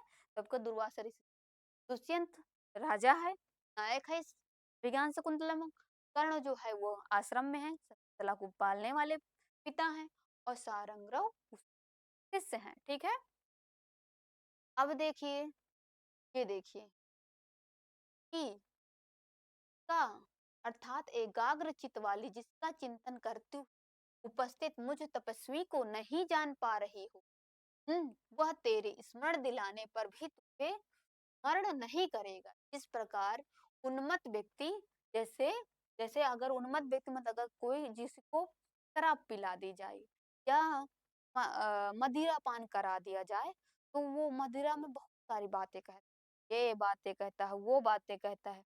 बाद में उसको स्मरण है कि तुमने ऐसा ऐसा कहा था, तो उसको याद नहीं रहता हो, तो वह उसी प्रकार उसको क्रोध में आकर उसको श्राप दे देते हैं, ठीक है? तो दुर्वासा ऋषि ने उसको श्राप दिया, ठीक है? अब है किमीव ही मधुराम मंडल अलंकार पूछ। तो पहले इसका अर्थ देख लेते हैं। अर्थ यही है कि कोई भी सुंदर स्त्री कुछ भी धारण करे, वह सुंदर ही लगती, ठीक है? वह सुंदर ही प्रतीत होती है। ऐसा उसमें राजा दुष्यंत जब शकुंतला को देखते हैं, तो उनके बारे में बोलते हैं कि सुंदरता को देखकर इतना मोहित हो जाते, तब बोलते हैं। तो ये आपका सही हो जाएगा। अगर और इसमें पूछ रहा है कार्य कौन सा है, आप सूक्तियों पर ध्यान रखिएगा। कोई भी सूक्ति आए तो उसमें कौन सा अलंकार होता है? अर्थांतर न्यास अलंकार का, ठीक है? आप ये ध्यान रखिएगा। कौन सा? अर्थांतर न्यास अलंकार। सुंदर आकृति वालियों कोई भी आभूषण सौंदर्य की होता है, अर्थांतर न्यास अलंकार हुआ है, ठीक है? अगला नंबर है परिग्रह बहुत्व अपि द्वय प्रतिष्ठम कुलस्य। द्वय प्रतिष्ठा, द्वय प्रतिष्ठा किसके लिए आया है? द्वय प्रतिष्ठा शब्द किसके लिए आया है? द्वय प्रतिष्ठा, द्वय प्रतिष्ठा शब्द किसके लिए आया है, आप बताइए? द्वय प्रतिष्ठा आया है गौतमी अनुसुईया शकुंतला के लिए। अनुसुईया प्रियंवदा के, प्रियंवदा पृथ्वी, पृथ्वी और शकुंतला के लिए। आपको इसमें बताना है कि द्वय प्रतिष्ठा शब्द जो आया है वह किसके लिए आया है। तो कौन सा आपका ऑप्शन सही हो जाएगा? तो पृथ्वी और शकुंतला आपका ऑप्शन सही हो जाएगा। देख लीजिए कैसे कि द्वय प्रतिष्ठा, द्वय प्रतिष्ठा शब्द शकुंतला और पृथ्वी के लिए आया है। चक्रवर्ती राजा का वर्ण अभिज्ञान शकुंतलम में 3 अंक में होता है, ठीक है? द्वय प्रतिष्ठित तात्पर्य है कि माँ सागर रूपी मेखला वाली समुद्र से घिरी हुई पृथ्वी और आपस में दोनों अनसुईया प्रेमदा की कला ऐसी प्रतीत हो रही है, ठीक है? ये वर्णन है, शकुंतला का वर्णन, ऐसा भव्य वर्णन किया गया है, ठीक है? अगला नंबर क्वेश्चन है दुर्मुख। कह रहे हैं कि दुर्मुख नामक गुप्तचर किस ग्रंथ में? ज्ञान शकुंतलम में, उत्तर रामचरितम में, मेघदूतम में, रुद्रा राक्षस में। तो दुर्मुख नामक का जो गुप्तचर आया हुआ है आपका उत्तर रामचरितम में आया हुआ है, ठीक है? दुर्मुख नाम का गुप्तचर किसमें आया है? में उत्तर रामचरितम में, ठीक है? अपराजिता नामो औषधि जात कर्म किसने प्रदान किया है? जो अपराजिता नामक औषधि होती है वो जब तो किस ऋषि ने उसको दिया था? सर्वदमन को। मतलब जो सर्वदमन किसका पुत्र था? शकुंतला का पुत्र था। तो उनको मतलब उनको कोई छुए ना या कोई ले ना जाए, एक अपराजिता नामक की औषधि उनको कौन ऋषि पहना देते? तो मारीच, कश्यप, गौतम, विश्वामित्र। विश्वामित्र तो पहले ही चले जाते हैं। गौतम, गौतम तो उसमें कहीं वर्णन ही नहीं है। और उसके काश्यप, तो वो तो विदा ही कर देते हैं पुत्र। पुत्र कहाँ होता है? मारीच के आश्रम में होता है, ठीक है। तो मारीच के आश्रम को देते हैं। जो कह वो उसमें अपराजिता में जो ऐसा होता है कि पिता छू सकता है, माँ छू सकती है और स्वयं मारीच छू सकते हैं। ऐसी वह अपराजिता नामक की औषधि जो सर्वधनम धारण की रखी है। अब अगला नंबर क्वेश्चन है, ये देखिए, ये मैंने बता दिया है, ठीक है। अब अगला नंबर क्वेश्चन, ययाति कह, ययाते कह, दुष्यंत भरत पुरु नहसु। तो ययाति कह मतलब किस, ययाति किसका पुत्र है? ययाति का पुत्र कौन है? तो पुरु है। क्या है? पुरु। अब ययाति और मतलब कि ययाति और शर्मिष्ठा का जो विवाह होता है वो गंधर्व विवाह होता है, ठीक है। एक ययाति नाम की और शर्मिष्ठा नाम के एक दो नायक नायिका रहते हैं, ठीक है, समझ गए आप। तो उनका विवाह गंधर्व विवाह होता है, मैं स्वयं कर लेते हैं। फिर उनके 5 पुत्र होते हैं, ठीक है, 5 पुत्र उनके ऊपर हो जाते हैं। तो जिसमें पुरु नाम का भी एक पुत्र रहता है। तो जब वह पुरु नाम का पुत्र, क्यों आपको इतना पांचों पुत्र में से एक ही पुत्र का नाम क्यों लिया जा रहा है, बार बार बताया जाता है? क्योंकि जब वृद्धावस्था थी तो वृद्धावस्था में पुरु ही ऐसे थे जिन्होंने अपने पिता की जो वृद्धावस्था थी ऊपर ले ली थी। तब वह सम्राट के रूप, और वह सम्राट में बने। तो पुरु बहुत ही सम्राट जो रघुवंशों में सम्राट के रूप में जाने गए, ठीक है, आगे चलकर, ठीक है। ऊपर ले ली थी, फलस्वरूप पुरुवंश के संस्थापक या सम्राट हुए। ऐसा भाई, अब कोई भी है अच्छा कर्म करेगा तो उसे अच्छा ही लाभ मिले, ठीक है। अब ये है काव्यासु नाटकम रम्य तत् रम्य। तो ये बताया जाता है कहाँ से है, रिक्त स्थान के, बताइए कौन सा आपका सही हो जाएगा? हम्म, आपका कौन सा इसमें सही हो जाएगा, बताइए आपका इसमें कौन सा सही है? आप, यह आता है काव्येषु, काव्य में, नाटक में प्रिय जो काम्य है वह कौन है? वो स्थान प्रियंवदा है, शकुंतला है, अनुसुईया है, चातुरिका है, बताइए। हम्म प्रियम, यह आपका सही हो जाए, ठीक है। ये दोनों सखी हैं, नट, और सबसे उत्तम नायिका कौन है? यह शकुंतला के बारे में कहा गया, उत्तम नायिका, आपका ये सही हो जाए। और ये दोनों कौन सी है? ये माँ सखी है, भी सखी, ये भी सखी है, ये आपका सही हो जाएगा। देखिए, काव्येषु नाटकम रम्य शकुंतला तत्रापि च श्लोक चतुष्टय किया गया है। चारों श्लोक चतुष्टय शकुंतला के लिए किए गए हैं, इसलिए रमणीय हो जाती है, नाटक में उत्तम मानी जाती है। और शकुंतला सह पति ग्रह, मतलब कि कहे पूछ रहा है, शकुंतला को जब विदा किए थे कड़वरे से तो उनके साथ कौन कौन गया था?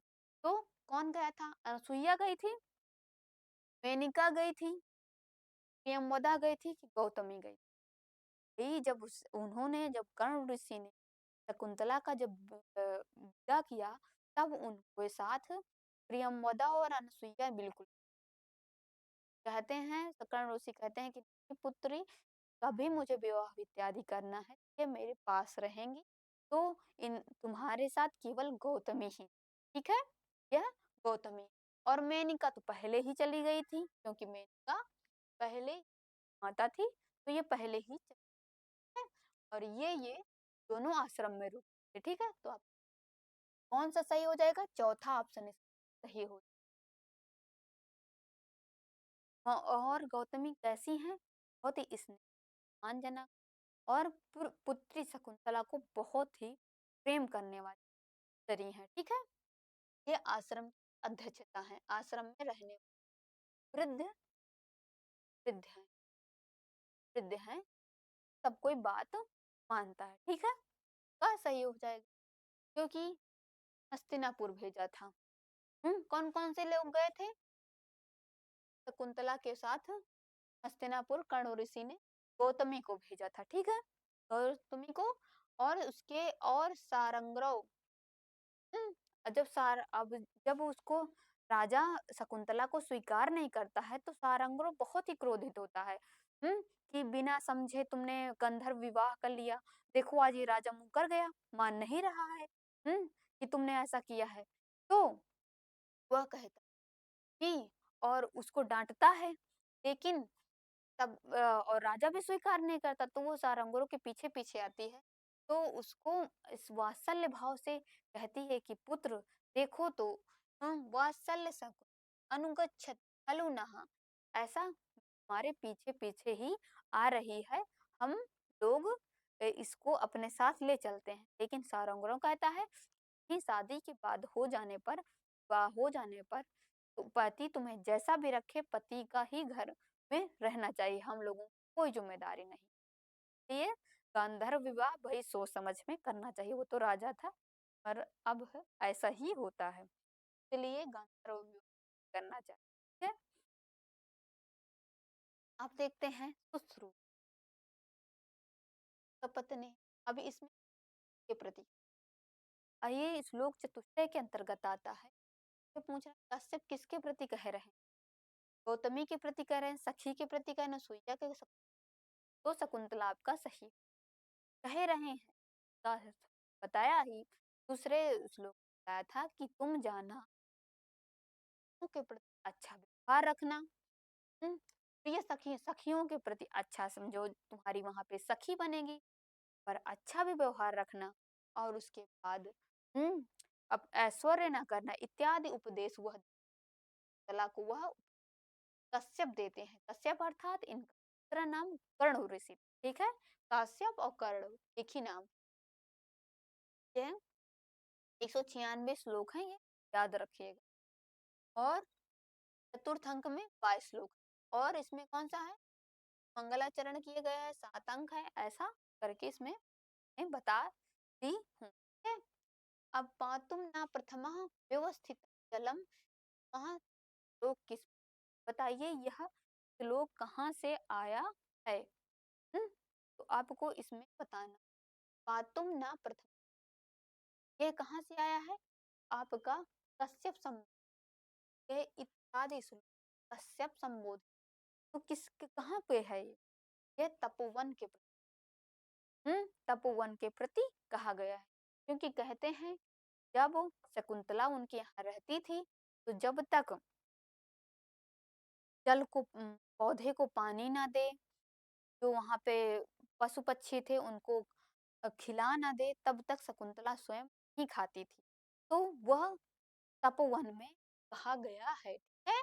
यह तपोवन में, तपोवन में वृक्षों को संबोधित करके वह कहते हैं कि हे शकुंतला आज जा रही है, तो आप लोग को विदा करिए, ठीक है।